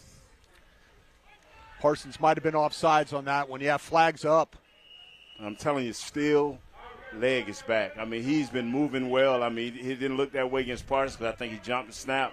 But number 78, Steele, is having a great camp. Yeah, he has. His quickness, I mean, his foot quickness is nice. We talked about consistency from the quarterbacks. That's what you want to see from Terrence Steele as well. Yeah. Steele's continued to build on a good camp, too. And you hear about the talk with Tyler Guyton, Chuma Edoga. Yes. That left tackle spot's under a microscope. Mm-hmm. Nobody's really talking about Terrence Steele, but he deserves some of the credit throughout these first couple padded practices. And Tyler Guyton missed practice yesterday Illness. with an illness. Yeah, had an illness. So hopefully he's feeling a little bit better today. I think it's flu-like symptoms. As they say. Yes. 3rd down and 1, I believe, is the scenario here after the flag. Oh, really? Hey, I'll tell you what. That was a nice play on the left end, though. Marshawn Nealon, though, playing good feel right there. Sometimes you go up the field and don't feel the ball going inside. Right. Beats the tight end's block and squeezes it. Great job at the left end there. Out of all of the draft picks, these in talking to the scouts, that is the guy that's making the most advancement. I'll tell you what, yes, he's making the most advancements. He's having a better day-by-day build-up. When you watched him at Western Michigan, and we talked about him a bunch on the draft show, was how much bend and how flat could he play to get to the quarterback. There's something that's happened to him. He is a much quicker player off the ball, and he's become a bendy guy to get that corner. And you'll see that from time to time, these late bloomers, but it was the Senior Bowl that really first stuck out to me on film. When he was down in Mobile, Alabama, he was going up against these Power 5, Power 6 guys and just winning his one-on-one battles. Jalen Cropper in the back that was a corner nice of the end pass zone. by Dak, but he was under he caught a blitz. Fury. Yeah, 14. They did not pick up Bell on at that blitz. all. So it was a free run. Bell did a nice job of disguising that. Yes. So you're right, free run right there between that B gap off the left side, and I think Bell backed up a little bit. That could have been close. That could have been close. Well, the offense, though, is celebrating as if that was a touchdown pass. Well, they gave it to him, so here we are. Well, and Cropper made a great play on the ball. He made a great play. Lewis tried to carry. Lewis was good coverage-wise. And that's Jalen Cropper has been a name we've mentioned in Oxnard before, but he's been overshadowed by Tyron Billy Johnson as kind of that under-the-radar receiver that's taken a step forward. That's a good rep for Jalen Cropper to win against a starter in Lewis. How about the competitiveness between the offense and the defense throughout camp? It's been that way whole camp, Bill. From no pass to the pass, these guys, they know where they're going, they know how to line up, and they're playing with great speed. I tell you what, I think that Mike McCarthy has done a really nice job of trying to build a little toughness in his football team. The weather here is conducive to doing that, to go. Nate, remember those days in Austin and Wichita Falls? Don't bring it back. You're trying to survive a practice. You're just trying to survive. You're trying to survive. Here you actually can practice and get good work in. I'm telling you, the second team's in now with Cooper Rush. The snap was a little bit low, and that threw off the whole timing. That was Cooper Beebe adds the snapper there. So he's had some problems of it being a little tall and then that time a little low. I saw the video of him with the mom? snapping to mom. I didn't see any low snaps in. I'll tell you, it's a little bit different when there's a big-time defensive tackle going down on you, too. Mom's got the kick step promotion, and she's got the here we go part down, too. That's right. This is a Cooper-to-Cooper connection. You would think that would be a little bit cleaner along the way. Beebe to Rush. Oh, there you can see. There we go. There's that double A gap. Oh, there we go. Stretching out. Good protection there, offensive line. That's Durden right there. David Durden. Coming off an ACL. Yeah. That's a phenomenal grab for Durden. Horizontal to the ground like that. That is not an easy catch. Well, they showed him that double A-gap blitz, and Louisville was the one coming. They picked it up well to get the ball out. And that's a Mike Zimmer trademark? That is it. He will show you, but he'll show you double A and then run a guy out. And so, it's a staple of his scheme. So don't be surprised you see Parsons and Kendrick in the double A gap, and Parsons might drop. T. Billy Johnson. Yeah, good route on the outside. Josh Butler got turned around a little bit right there. Pace of the practice has been really good. A lot of plays being run right now. And I liked the ball from Rush there. He had already released that, expecting Tyron Billy Johnson to create some separation. You hear about throwing guys open. Right. Billy Johnson created that separation, and Rush had the trust to get it out there. And this is what I've been just harping on the whole training camp. It's just guys knowing what to do. You don't see a lot of offside. When you normally get in pads and you get deep into the practice routine, guys start getting a little lackadaisical. Mike McCarthy's keeping these guys in tight and going right. Nate, do you worry about your technique as this drive's going along? I mean, you get a little – you like get that's a little what tired. The fundamental period exactly. for. That's what individuals is for. You don't worry about it now. Now you just practice. Right. Now you just do your job, because when Parsons coming, you're not worried about how you're going to block him. You just block him. You just try and survive the rep, that's right? That's right. Yes, sir. That's the second time on this drive that Hunter Lipke has had a reception out of the backfield. And after his press conference today on the walk-off, Mike McCarthy was talking about Hunter Lipke and how impressive he's been. He didn't mention – I don't think he mentioned Lipke in the actual press conference. Afterwards, he said, I should have mentioned him when I was asked about it. Yeah, last year Hunter Lipke was a half-man blocker. When I talk about half-man, Nate, he was hitting half the defender. Right. Later in the season, he was digging guys out better, hitting them more square. You see that now in these training camp practices. You saw that early yesterday. He dug a couple of guys out of the middle, and that's nice when you true linebackers you're digging out of there. Oh, have to step up. That was Earl Bostic on the left side that got pushed back into the pocket there. We got Mozzie Smith in there playing playing the 1 technique right now, actually sliding out to the 3 technique here. He had a great day yesterday, Mozzie. Can he put 2 together, Brian? Got to go. Get off, push up. Oh! There's your Kalen Carson. Let's see if there's a flag. No way. No flag on that. Good job by Carson coming over. I hate to go with the defense, but that was a great play. Well, he turned around. He didn't make a ton of contact. He went for the ball. We talked about that eye for the football. Kalen Carson on Tyron Billy Johnson that time. Tell you what, I don't know if we got these former Pac-12 officials working today, but they're letting them play. Maybe they're looking for gigs. You don't got any Pac-12 to play. We are a Pac-12 country, RIP to one of those conferences. Yeah. Yeah, use the Cowboys as a reference. Here we go, the double A gap look again. Same way. Let's see if they run these guys out of the middle. Outside. On the end is a blitz of safety. All right, he's going to move protection here. Cooper Rush smart. He ain't going to let you hand. He's going to slide this line. Get ready. Oh, there they go. Yep. Throw it out of there. Jalen Brooks tucked away. He should have went up with his hands. Nice job by Scott. Eric Scott, 5th rounder last year. That was the right amount of contact, the just right amount of touching to keep that ball from settling in with Brooks. Brooks should have went up with hands. Yeah. If he'd have went up with hands, he could have fought for interference. Scott was a kid, showed up during the OTAs and the minicamp when we were in there in Frisco. But he's kind of carried some things over. Like to see. He's a competitive son of a gun out of Southern Miss. Figured you wanted to say something a little deeper, Brian. The son of a gun was great. Yeah, I realized I was on TV. Cooper Rush flushed out. Oh, incomplete. Intended for T. Billy Johnson on the far sideline. Yeah. Good job again, Carson being over there, man. This secondary, they've tightened it down now since the ball has moved into that red zone area. Yes. This defense has not allowed any space. And a long way to go, fellas. Yeah, and that goes back to our conversation earlier. You feel good about the depth at linebacker. You feel good about the depth in corner and safety. This is a strong point of this football team, and they're making things tough on the second-team offense. Up front, the edge rushers are 51, Darrell Johnson, and 72, Shaka Tony, who's Shaka Tony. Washington Commander guy. Shaka Tony. Here we come on the blitz. Oh, they pick it up. And well done. Jalen Cropper. There you go. One of the few times they were confused, fellas, on that back end. Yeah, they went really all out blitz on that one. And here comes Mike Zimmer. He's going to talk to everybody. Al Harris.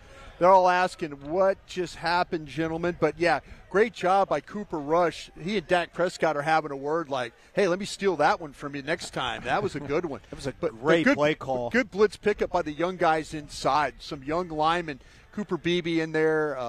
Let's go. Those guys did a good job of picking it up and giving an opportunity for Cooper to get the ball Earl out. Bostic was out there. Yes. How many times have we seen in these drills, these long drives, the first team touchdown and the second team touchdown caught by the same guy? Jalen Cropper had both of them. Yeah. You know what's amazing? That was fellas? 4th and long. That was not easy. I think this is the 4th padded practice, and the offense is finally pulling even. Normally, these practices have been going to the secondary and to the linebackers. Yep. They've been dominating these I used practices. to watch you guys practice against your defense back in the Super Bowl day. You guys from the word go. Yeah. You guys never start fast. You never gave anybody a chance. The little general say, start fast. Now we got Trey Lance at quarterback. All right, now keep an eye on Trey Lance because where Trey Lance tends to struggle, in my opinion, is the ball to the outside. Yeah. Anything underneath, he seems to do pretty well. Stuff outside the numbers, he might lose a little accuracy. Yesterday, he threw a nice pass to Tolbert down the sideline. So let's see if he could, if he's working the edges a little more, how accurate the ball is he's throwing here. One guy I'm looking at here is 47, Brevin Spanford. Yep. Undrafted guy out of Minnesota at tight end. Oh. Good coverage right there. Was it catchable, Kyle? It was good coverage. It was a good ball, but it was good coverage. Okay. Hey, let's mention Josh DeBerry right there. He's that had was a good nice. camp. Yeah, nice job by him, though. Hey, you get in these practices, you got to make plays. Yep. You got to find ways. I mean, if you're not playing for a roster spot, you're playing for a right to be on the practice squad, maybe, no too. doubt. Yes. So, that pays well as too. A big number 96, Justin Rogers out of Boy, Auburn, he's been 7th good. round pick. Yeah, Justin Rogers. Little push, work the hands. It's a ball outside the numbers. I think we got Dakota Shipley at your center now, I think. Yeah.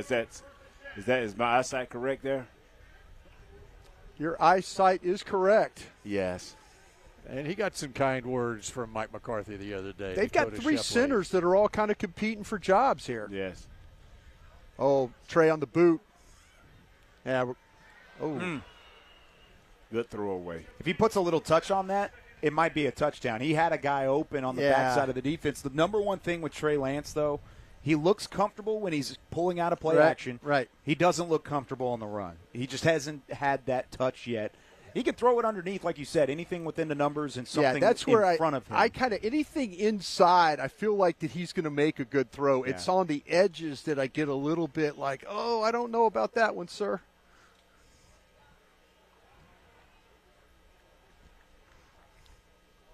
Game on the inside, defense-wise, TE. By the way, we should point out your first chance to watch Trey Lance and the Cowboys in a preseason game is a week from tomorrow. In fact, it'll be a 3:25 kickoff. It'd be like a regular season Sunday afternoon kickoff, 3:25. Bunch of happy folks for that one. Over in L.A. against the Rams. There you go. Yeah, last couple times we've been on the West Coast, it's been the late starts. It's been 7 Pacific. Here we go, 4th and 1. Got a clock-moving situation. Lance is going to bring him to the line. Let's see if he's going to throw this thing or just hand it off. Oh, he's going to sneak it. Sneak it. Right, that was a gimme. Come on, Coach. Come on, Coach. Hey, you have to practice everything, I right? was not really sure about that, Nate. I thought a little tush-push maybe there. There we go. Yeah, man. The defense is saying, we can't hit the quarterback. Our American rugby team girls, man, got that bronze there you about go. 2 or 3 nights ago. Congratulations to with them. a little shove. Little shove. Yeah.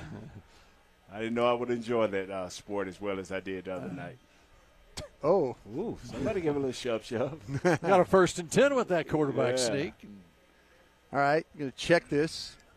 Lance sees something. I like what he's – maybe a little combination route here on the outside. Looking at it. Oh. Somebody ran the wrong route. Somebody didn't understand. Bad pass. Yeah.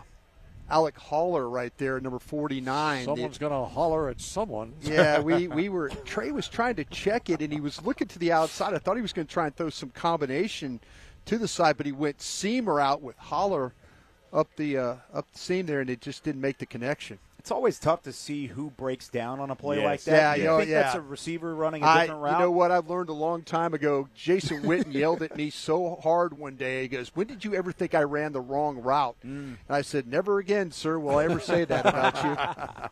Just give them multiple options. Oh, that's, yeah. Throw it. Too late. There was some pressure there. Yeah, it was. There was some inside pressure there, though. Lance was fortunate. Looks like the defenders pulled up on him a little bit there. Boy, that's a tough throw, too, when you're rolling left and throwing back right. So he just took it down the sideline. Shows you a lot about a quarterback when they can make that throw. Guys, if you're kind of keeping an eye, Q Muhammad, number 92, I don't know with the wide shot, maybe we can see, but he is a new addition to the roster. One of the two they signed on Thursday, along with Shaka Toney. He's got some get up field. Look at that. He just up the field, retread, get back inside. Great pass. Oh, they're calling a catch. Al-Quad Cropper Muhammad. Keep your eye on the left defensive end, 51, Darrell Johnson, man. They like him a lot, too, especially Greg Ellis. You mentioned some of the new additions with Shaka Toney and then Muhammad. The good thing about that, and Mike McCarthy mentioned this, they're not replacements for Sam Williams. They're replacement for the depth that now has to shift forward. Right. Marshawn Neeland is your Sam Williams now in that defense. Yes. These guys are the guys that fill in the holes behind it, but they're both pros. They're guys that have played in the NFL before, that have played professional football before. Yeah, I've You're watched not just Toney. grabbing rookies. I've watched Toney before when he was with the Commanders. Yeah. Going against Jordan Mailata. You know, and working, he's guys. Lane Johnson. He's played against some good tackles. And there you go, outside a little high on the outside throw there. Keep in mind, the edge rusher position, they lost Dorrance Armstrong and Dante Fowler Jr. now with the Commanders, and now Sam Williams from what they had last year. That's tough. Oh, that's tough. But, hey, like I say, with Neeland and what he's done, I'll tell you what, that's been super impressive how he's come in and they played him on the right side, they played him on the left side. I thought maybe they were going to try and put him inside on some nickel stuff. They're He's like, a nah, big body. He's just too valuable. They're trying to use him for that edge stuff, but he's picking it up pretty nicely for you. Originally, that might have been the plan in Yes. some packages, and Yes. now he's the odds-on favorite right now to be your starter at right defensive end. We're guarding the goal line here, so defense is – this is kind of a last play, last-ditch situation. Okay, we're going to launch that. No. Yeah. Lipke making a valiant effort. He has the football, and it's rolled a catch. Yes. That's an impressive grab from a fullback. Hunter Lipke, I don't know how he tracked the ball that deep down, and then it was a wobbly pass. That was not an Showed some easy of the grab. athleticism. We'll be back to Oxnard in just a moment.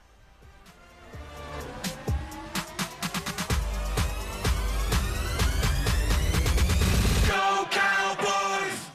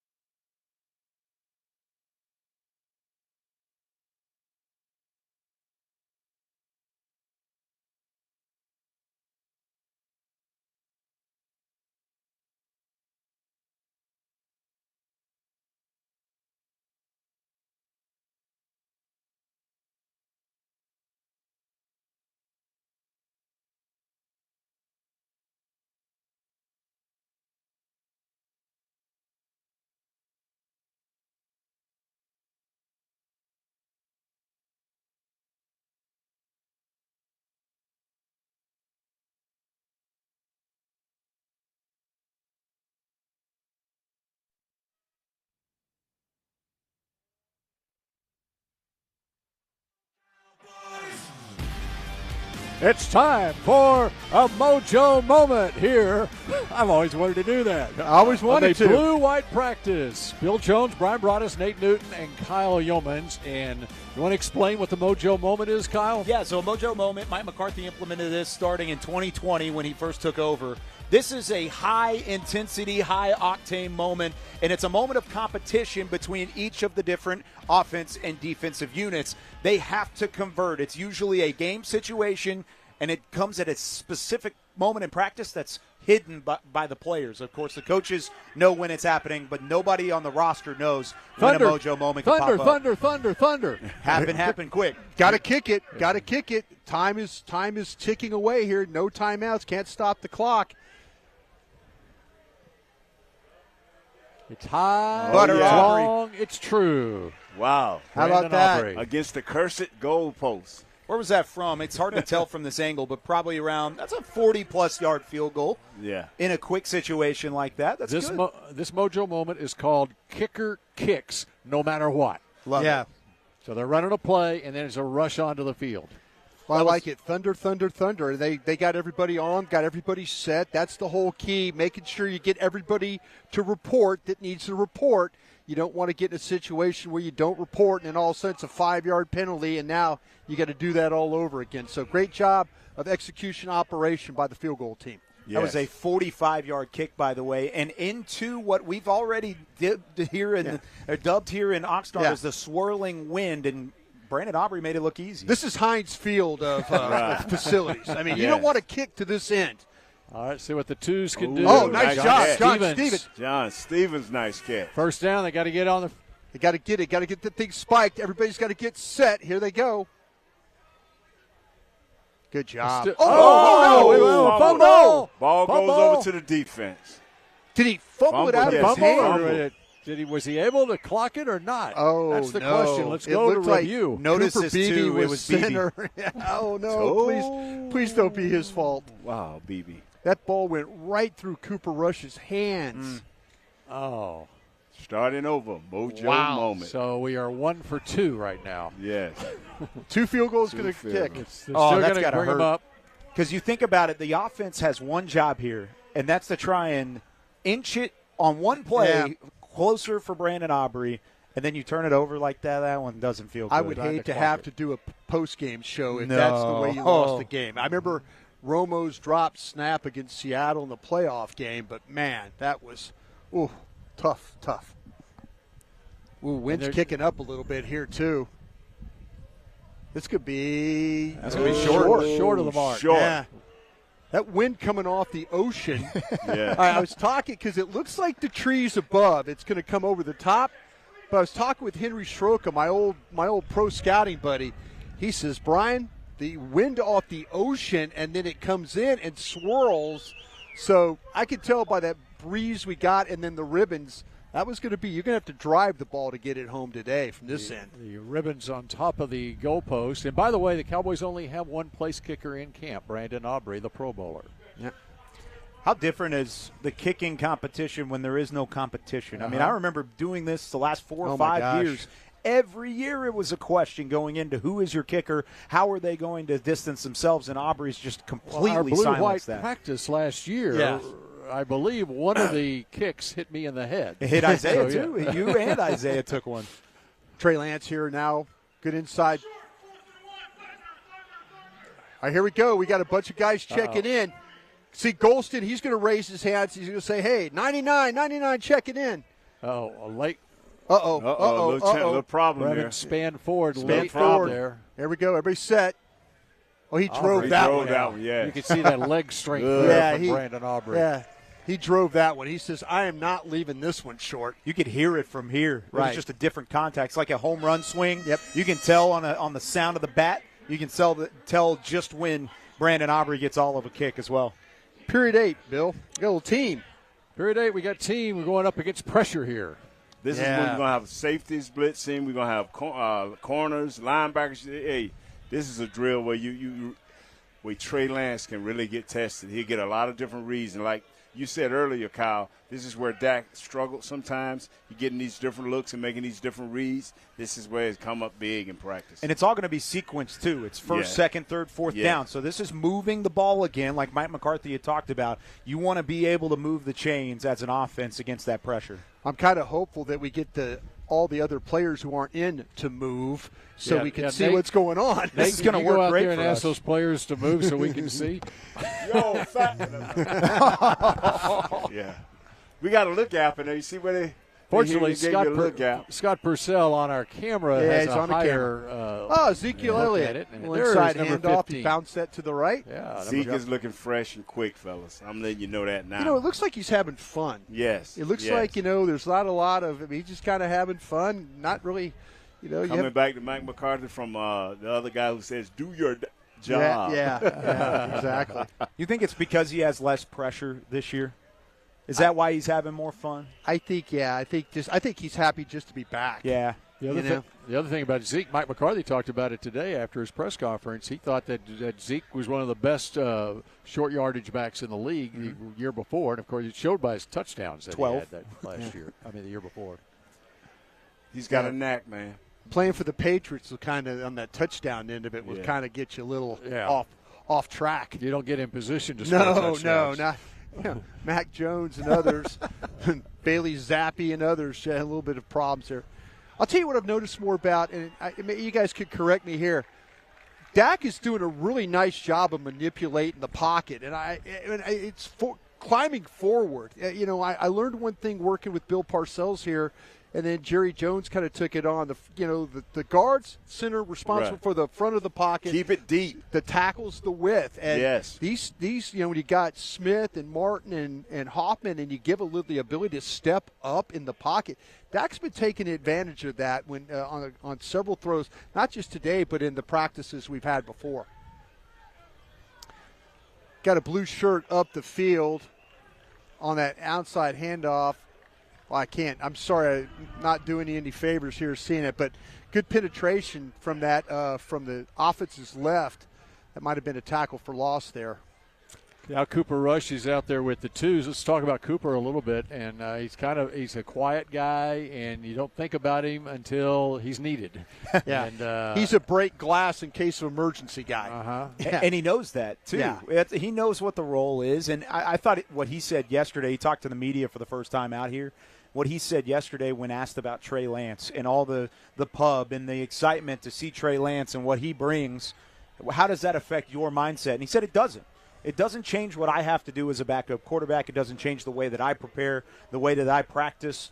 It doesn't change anything. I got to do my job. I mean, you talked about Bill Belichick a moment ago. Right. DYJ, that's what Cooper Rush is all about, and that's why he has stayed consistent as that backup. Yeah, he's proven it. It gives you, as a veteran, myself, after a while you stop worrying about those guys. You start worrying about what you have to do and making sure you're having a good day after good day. And once you know who you are, the coaches know who you are, you just go out and perform. You think about this quarterback room, too, and not just the players, but also the coaches, Scott Tolzien, as well as Brian Schottenheimer. And these guys have been around each other for a while now. And Dak talks about Cooper, how he has helped him because he's been along his side even going back before McCarthy became the head coach of this team. And Cooper's been in a different camp. Remember, he spent some time with the New York Giants before really cementing as the QB2 here in Dallas. So he at least knows what it's like outside of this building, outside of Dallas, and where it is elsewhere in the NFL. So he's gotten a good look at it. It wasn't a ton of time, but it's still something that Dak hasn't experienced outside of this quarterback room. I'll tell you what, right there, he got chased down on the backside. We might have saw on camera. Tyrus Wheat. I've when watching these practice, Nate, Bill, I know we've all kind of at certain different times. Tyrus Wheat, number 91, has been one of those guys that, last year you kind of flashed a little bit. And then with the injury to Sam Williams, I was kind of waiting for him to show up because he does have that kind of ability to close from the backside. He could free himself.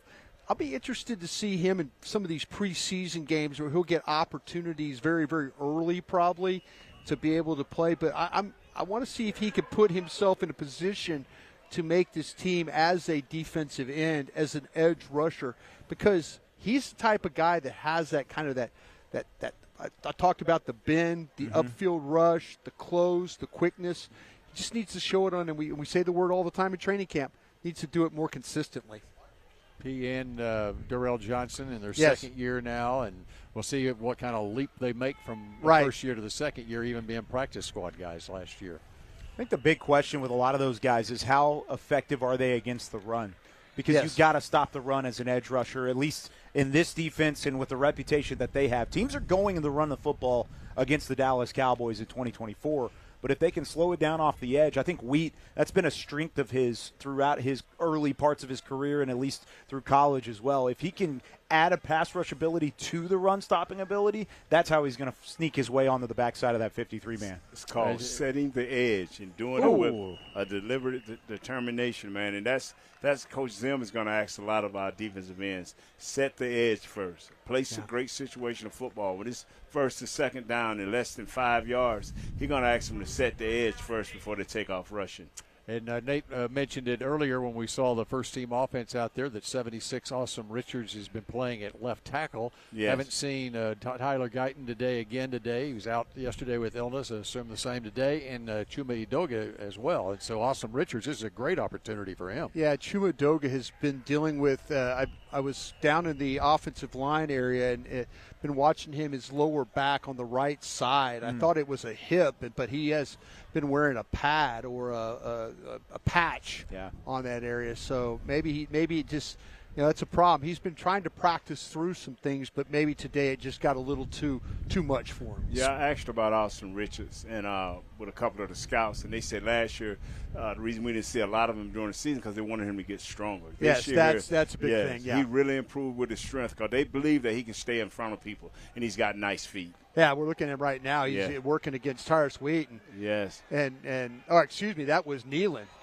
Nealon that he was dealing with right there was able to.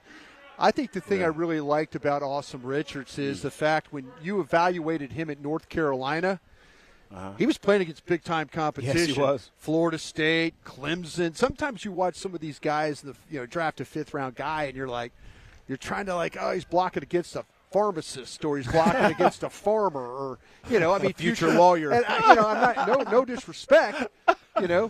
Josh Allen, when he was playing at Wyoming, he was throwing the ball to cattle ranchers. Right. Sheep herders. Damn good cattle ranchers. But right now, sometimes, like you say, when you have an opportunity to evaluate a guy, he's blocking against Clemson, who's putting 6 guys defensive line into the league. Especially D-line. Notre Dame. Yeah. How many Notre Dame guys, Kyle, did we watch that were those edges? There were 7 or 8 this year. Yeah, exactly. So I think I appreciate that about the kid. And you brought it up in the first segment, but Cooper Beebe, too, and you've talked about him as a young guy. Yeah. I think having Awesome Richards to rely on will help him because they're kind of in a similar spot.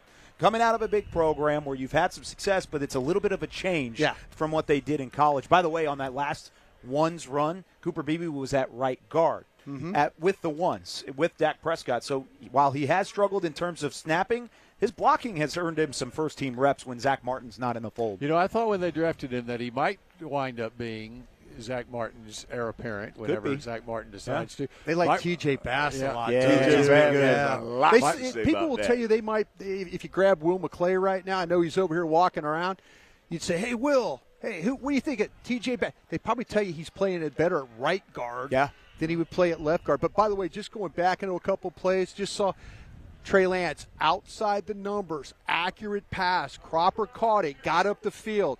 That's the kind of things you're looking for from Trey Lance. And one other thing on Cooper Beebe, Mike McCarthy said in the whole pre-draft process he looked at him as a center. That's what he looked him at. But, man, the learning curve. It's huge. The learning curve. I was sitting there thinking, plug and play.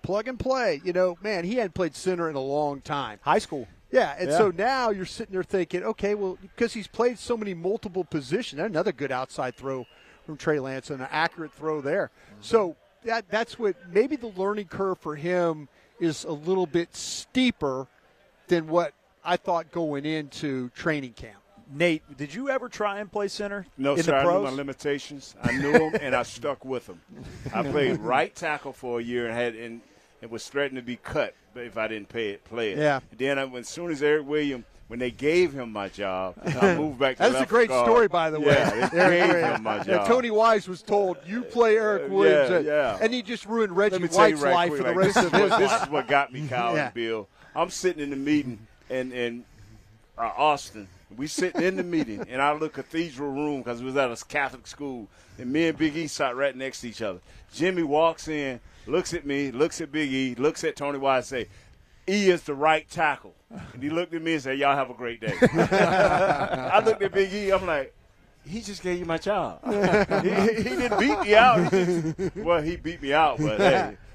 Where did you go? You moved. I went and sold Kevin Gogan out quickly with Jimmy. So why did he do that?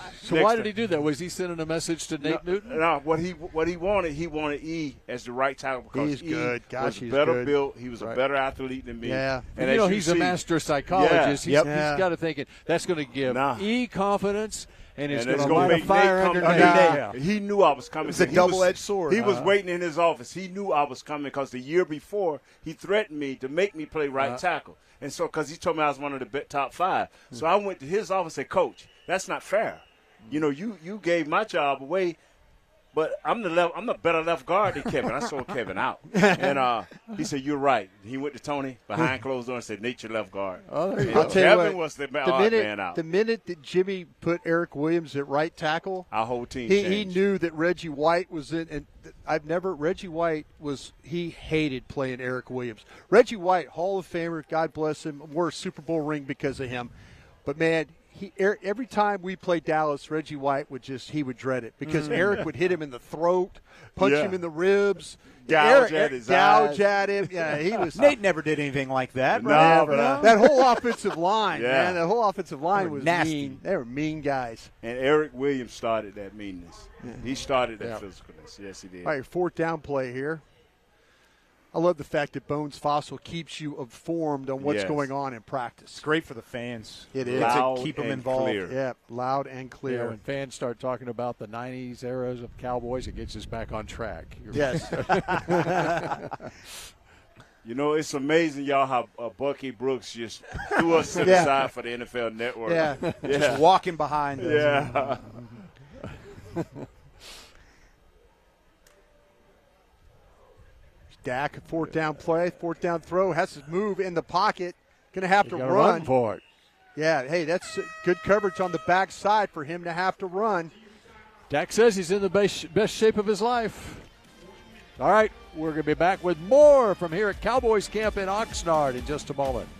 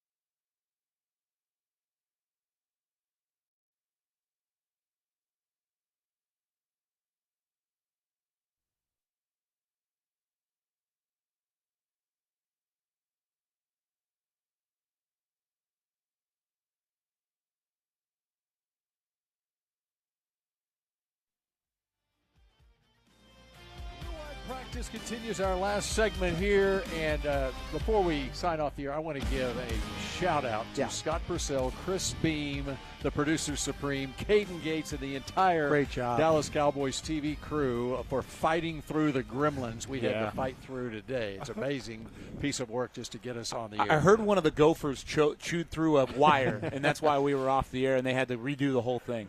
There is a gopher hole right next to where the camera is, where Scott Purcell is manning the camera here, and he peeks his head out every now and then. Oh, hard play action right there, Phil. We got red zone going on here. Yeah, we do. We got a little shove going on there with Martin and Mozzie, boy. Okay. You think that's a team leader trying to light a fire under Mozzie Smith? The Butcher's not playing games, baby. I love it. This is red zone lockout, by the way. This is a continuous game. You're trying to get to 20 points, and you try and get to that actual spot to try and win this drill back and forth between offense and defense. Oh, Parsons inside quick on steal.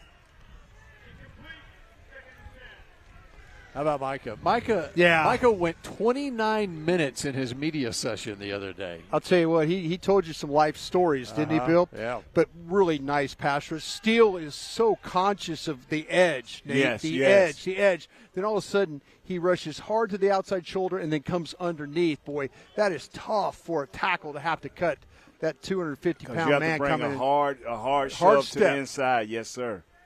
A hard step. By the way, they have some scoring in this drill. Offensive touchdown, 7 points. Offensive field goal is 3 points for the offense. Defensively, a stop, a missed field goal, a turnover is 7. And if they hold the offense to a field goal, that's 4 points. So that's how this is going to be scored from a drive standpoint. It's 3rd and 5. Let's see what kind of changes Yes, they made. it's 3rd and 5. 3rd and 5. They didn't bring anybody, so they must have the personnel that they want on the field right now. Nobody came from the sidelines. Zimmer is he's keeping his same person. Yeah. Osa is in there. Chauncey is in there. Nealand on that right side, Watch. too. Let's see what happens again with Micah Parsons. Nealand at the right edge is here. I bet you Parsons is going to come screaming off that left side. Think a spin move this time? Oh, he just bull rushed him. Bull rushed. Oh. Right at the 2-yard line. That's right at the first down man, marker. I don't know, man. Short. God, it looks short. How would you play it, Kyle? They're calling it 1st and goal. Well, they gave him the first down. Okay. I would have gone for it. I mean, you could kick a field goal there, I guess, and the defense gets 4 points. But in this drill, you better go for it on 4th down. All right, let's see what happens on the inside here, with got Golston and then Osa. Yes, sir. Yeah. Hard play action again. Here's the crosser. Oh, they picked too it up. much Jordan time. Lewis. Too much time. Lewis. Everybody's trying to get Too much free. time. Wow. That's too much, babe. Great job. Great job right there. Great job. All right, so 2nd down at the 3-yard line. They tried to run. Did you see him try and run Ferguson? They tried to sneak him across the formation, and no, Jordan Lewis says, not going to let that happen today. So great job of Jordan picking up the crosser of Ferguson. Good pickup from the secondary. It was a really good pocket, too, for Dak. He had plenty of time to at least survey and still couldn't get it off. Johnson here at linebacker, number 57, getting an opportunity. Oh, going to run to the flat. Oh.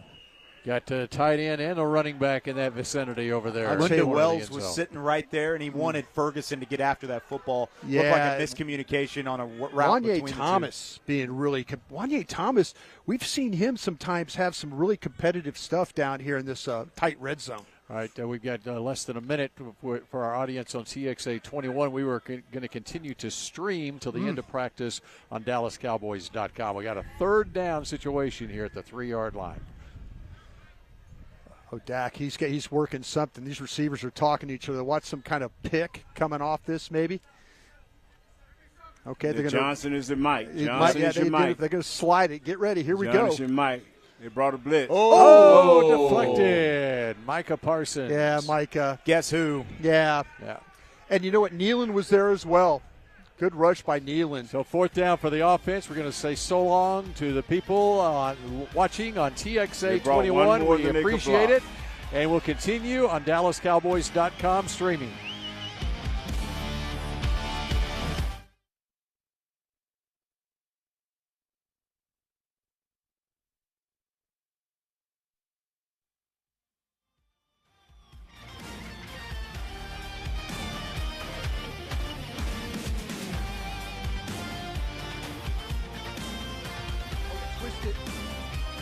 Oh. Brandon Cooks.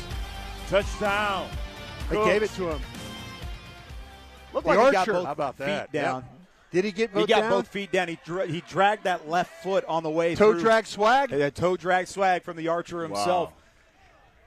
They gave it to him. That's 7 points for the offense. And I'll there's tell some you what. talking back and forth here. Yeah, that was nice. Really nice. Good job by Thomas, though, on the coverage, though, as well, man. That was a good throw by Dak, man. He put that ball right where Cooks needed to be. Clutch play there on that 4th down. How many times have we said that through Oxnard so far? I mean, what a throw from Dak. Wow, he put that one on the money. That was a catchable ball. That continues to be the case. Now we're looking at Cooper. Harvey in there with the 2s, by the way. Yes. At the linebacker spot, number 55. Leofow 35. Rogers the nose.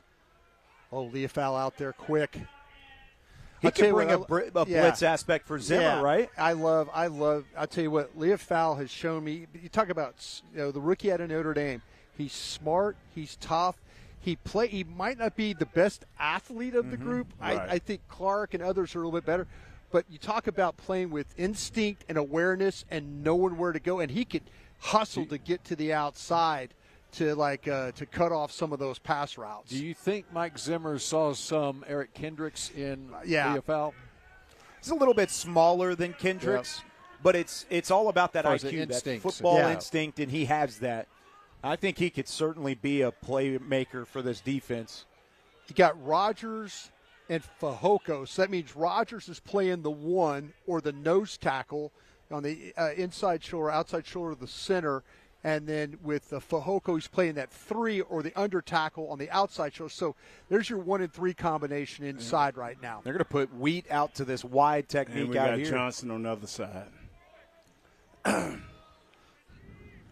Good snap right there. Shovel pass to Malik Davis. Yeah, right there. That was good snap right there from BB, and he's gonna hustle to the second level. But the guy we mentioned, Leofau, read it quick and was able to get to the outside. BB was just a tick late getting to that edge. We are getting backed up. It's quite all right. Wonder if that's an indication of what's to come here.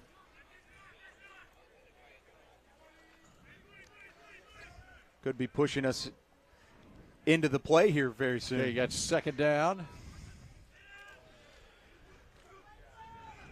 Oh, good job by the defense right there. There you go. There's some stepping up going on right there. You mentioned Johnson, and then also, though, as well, is that Brock Mogensen? Mogensen, yeah. Number 59. That's a South Dakota Bill. undrafted rookie making some plays. Mogensen, yeah. I like that. I had to go to Bill Jones on that one. I knew Bill had the pronunciation. Didn't want to mess up the young man's name, but nice job stepping it up there. Out of South Dakota, rookie undrafted guy. Okay, Harvey and Leofau back in at the linebackers once again. Oh, right down the chute. Oh! He got Bill on the inside move. That's a great job by Hendershot to adjust to that football. Yes, he did. Rush thought he would take it a little bit further into the end zone and put it in that middle side, and Hendershot was behind, or the throw was behind Hendershot, but he made the adjustment and he built that separation enough to do so. Pretty sure if Hendershot does not catch that ball, it hits me in the stomach. Yeah, you would have caught it. You would have made it play. With his stomach. I think Bill was ready to make a play. I think so, too. Give yourself a little bit of credit here. We got the ones back in the it looks like one offensive line's back in the mix. Yes. Okay, Dak, I thought maybe we're going to get a little Trey Lance here, but maybe not. Looks like Mozzie's going to get some run with the ones. Nashawn Wright, Donovan Wilson, Kalen Carson out here, number 41. Yeah. This He's has going to been get some reps. This has been a very competitive practice. I really like what I've seen. I think as a former personnel guy, you could get something out of watching this thing today. I hope the folks at home got some out of it, too.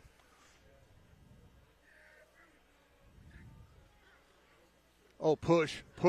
Nice block by Austin Richards on Parsons. Nice block. Ran him around the horn. Richards we haven't talked about a whole lot. It's been all about Guyton, Udoga, Beebe, and Hoffman.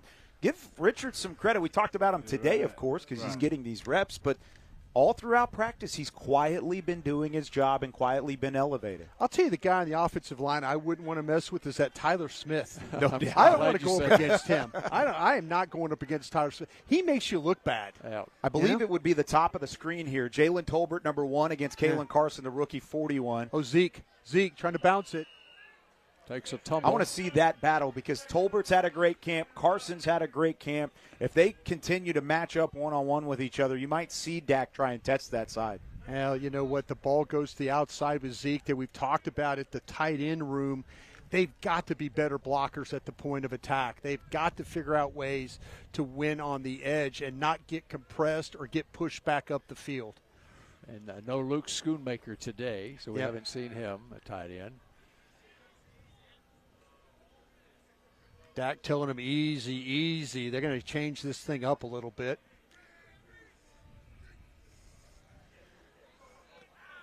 Scavante Turpin. How about that? Shortest guy in the Love wide it. receiver room going to run a slant. Hey, take this route inside, young man. See what happens. He's so quick off the line of He scrimmage. is. It's almost an automatic 4 yards. I tell you what, he scored a lot of touchdowns unless you're playing red zone football for Yeah. somebody that short. That's pretty impressive. He's got those instincts. There's a thud up from Dowdle and Damone Clark. Yeah. Go Tigers. Oh, here we go. We got a little pushing and shoving here. It's Ferguson tangled up. I couldn't see the number. It looks like Mozzie maybe. Mozzie's been in fights a couple of times today. I think it's Mozzie's Mozzie. been on the edge all day. If it's not Mozzie. Oh, no, it was it's 72. It's Tony. Shaka. Tony. Shaka Tony. Trying to make y'all feel I'm here. I've arrived. Yes. Yeah, he and Ferguson got into it. Now Mozzie checks in for Tony. Yeah. I mean, the biggest scuffle we saw was when you had Brevin Spann-Ford and Kalen Carson, two rookies, I'll get tell you after. what, That was man, a good one. Spann-Ford went after Carson, and Carson turned and wheeled on Yes, him. he Like, did. whoa. Got my attention. It was all after the whistle, and I thought those Brevin guys Spann-Ford wanted to keep going. I thought those guys from Wake Forest were smart.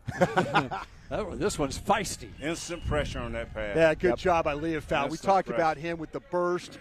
Parsons was there as well. They didn't get fooled. That Leah Fowl, I'm telling you, he reads so fast. Good job. Dak saw Parsons off the edge and was able to get around just Yeah. in time. But then as soon as he turned to throw the football, Leofau was on top of him. he was there. I'm liking these edges right now with Parsons and then also with Nealon. Yeah. Nealon, yes. Yeah. You got Chauncey. No and, tank. You got Chauncey and Mark. Oh, he's looking for the crosser. And there's knocked away by Carson. Kalen Carson. What a play from Kalen Carson. Al Harris shoots that fist in the air and says, yeah, way to go, Rook.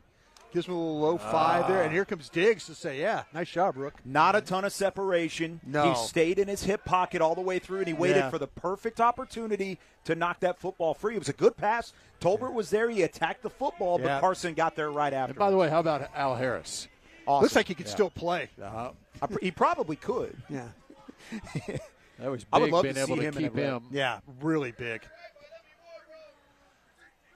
Okay, blitz, Oh, clean. Oh, clean, sack, clean, sack clean, twice. clean. Sack twice. Mike Zimmer. Everybody's clapping on the defensive side of him. They got Leofau home clean. Got So him that's home forcing clean. a field goal attempt here. Was that a delayed blitz from Leofau off, or was it straight A gap? It looked like Straight. to me they kicked it. They kicked it wide, and Smith went with Richardson went to the outside, and that just the center not getting over. Man, and maybe they were bad on the call there, Nate, but man, clean run for Leofau. Clean run. It's like about a 28-yard He's field goal by driving hard Brandon now, Aubrey. boy. He's taking no chances. Yeah, So 3 for the offense there, Kick 4 that for one the back to defense. Okay, 4-3, the defense leads. that was a Well, that- good on series. that- on that drive. on that Yeah. possession.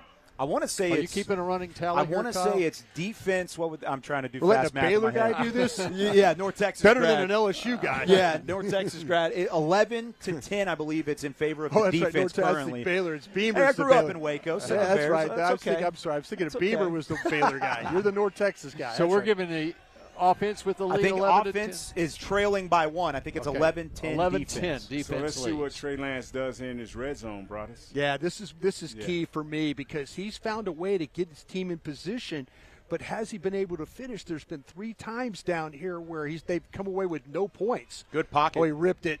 Oh. He had plenty of time there. He could have delivered that ball a little bit better, and he overshot it.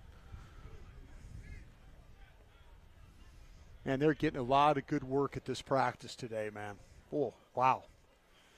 So these are the type of films the scout would like to Oh, look at. man, I As tell a you player, what. we would hate it. We just it's time too to get long, off. Yeah, it's too time long. to get off. Tomorrow's an off No, day, man. Hurry up, Hey, coach. I'd go through this film twice. This is the 4th practice in pads. They have worked 5 straight days. I think They get one a of the day off best tomorrow. ones they've had, to be honest with you. Yes, it has. Yes, as an overall team. A little inside run, maybe. Oh, we're going to keep it. All right, don't hit him. All right, that's cool. That's that RPO that Trey Lance has been really comfortable at running. He's done it a couple times where he goes the opposite way, where the line's blocking, and that flow allows open space for him, and then he's got the athleticism to take off. Good job of him. Got Scott at one of the corners, and then also, too, on the outside there is DeBerry earning a little bit more playing time, and then with Hall as the nickel slot.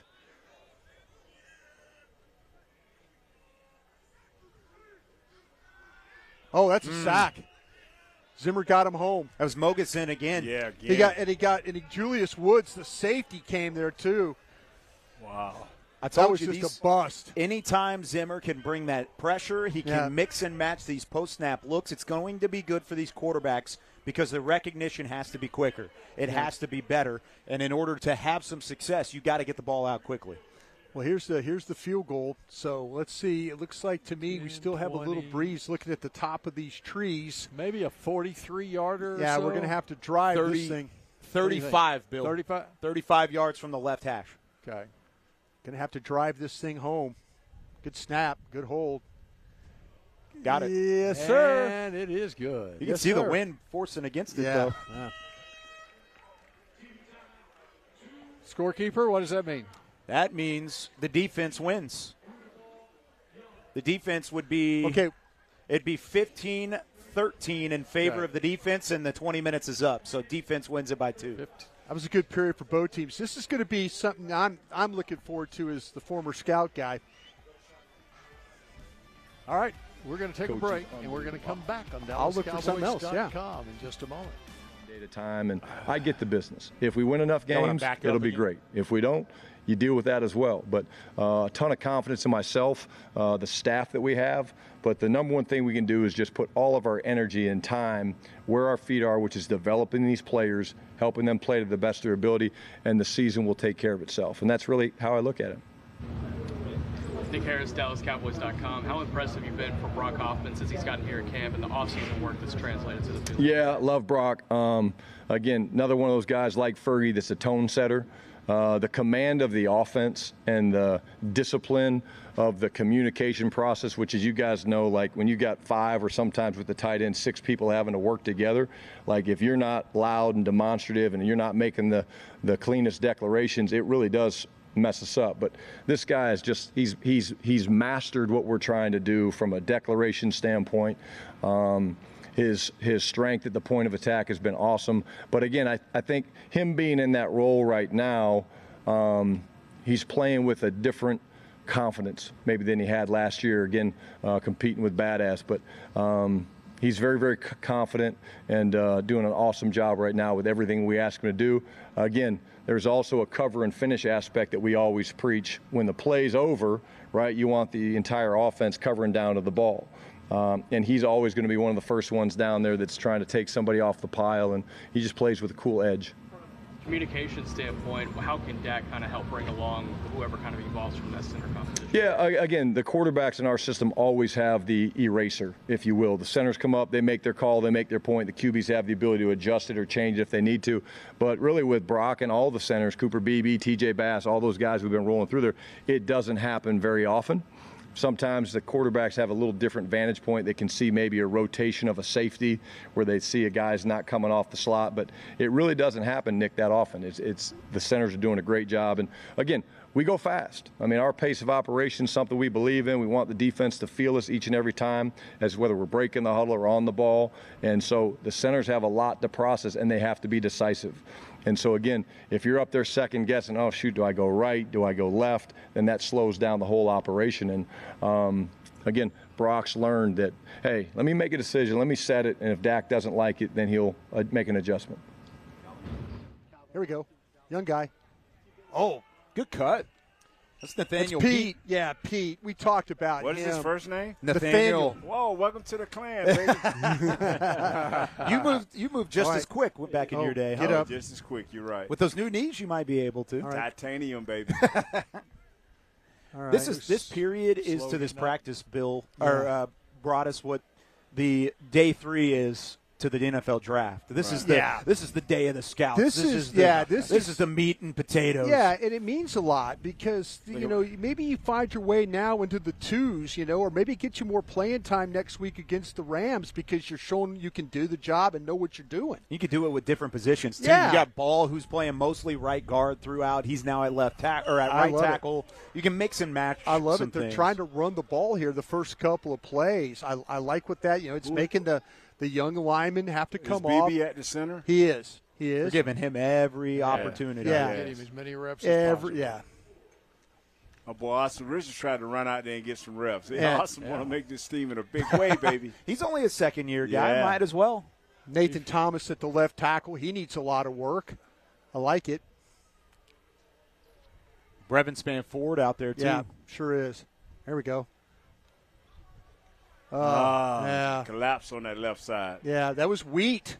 Wheat was rushing he was rushing off the defense's right side there, and was able to get a little bit of some pressure. Good pursuit on from Earl Earl Bostic. Yeah, Earl Bostic. Yeah. And Nathan Thomas, they're over there trying to battle and show what they can do. And Broadus as a scout, I noticed y'all say build one rep, another rep. Yeah. Good rep. All of a sudden you build to have one good day, another consistent day. Right. And that's what you look at in the development of a player. Can you grasp the offense and continue to get better with your techniques every day in and day out?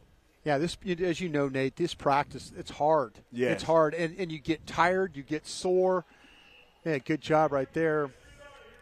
And if you're in Kyle's situation and the wife keeps sending videos of the three babies, come home, Daddy. Hey, that was you Josh got to Butler keep your right there. focus. But to your point, man, you get tired, you get sore, you lose focus.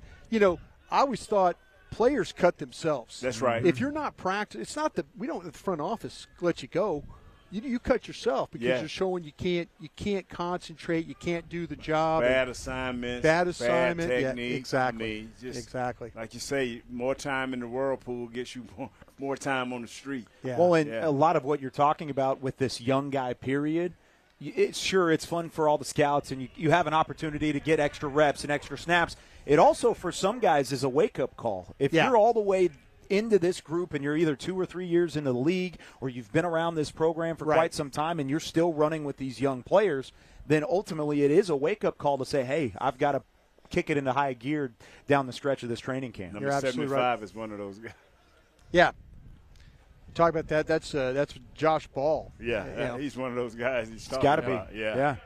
He's a former draft pick. He's been around for 3 or 4 years now. Hasn't really made those reps, made those jumps, and now he's in this group still. He's playing right tackle. Dakota Shepley's at right guard. Cooper Beebe at center, and then you got Thomas is the left guard. Left guard. Bostic at left tackle. This might be the group you see in the fourth quarter against the Rams next week. Right. Sure. Season games. Yep. So. Oh, again, hard play action away. This is their dress rehearsal for Sunday. Yeah, this is like from tomorrow. This is what plays look good on tape. Yeah, that we can use next week. And by the way, how about the big week ahead here? Because you play the Rams on Sunday, but the bigger day is Thursday when the Rams come here, right? And you get to see a lot of the starters again for both teams. Dak Prescott, everybody will get to see him throw it around against the Rams defense. Matthew Stafford will come in. He'll get a chance to throw it to Puka Nacua and a couple of those guys. Yeah. Cooper Kupp. That's going to be a fun practice. Yeah, Bill, I'm really kind of dreading that. I'll tell you why. I looked at 200 players in the draft 2 years ago, and it was like, I didn't look at Puka Nacua. Oh, how did I miss that kid from BYU? It's like, I'm like thinking, how do you look at all these players and not look at him? By the way, speaking of the Rams, I think when you see what the Rams did last year, of course, with what they had to pay Aaron Donald, the money to Matthew Stafford, Cooper Kupp money. Yeah. Right. Think about their roster a year ago. Yeah. When I looked at their roster, and we all follow the draft closely. Right. Yeah. I'm looking at guys that I don't even remember these guys, and they made the playoffs. Yeah.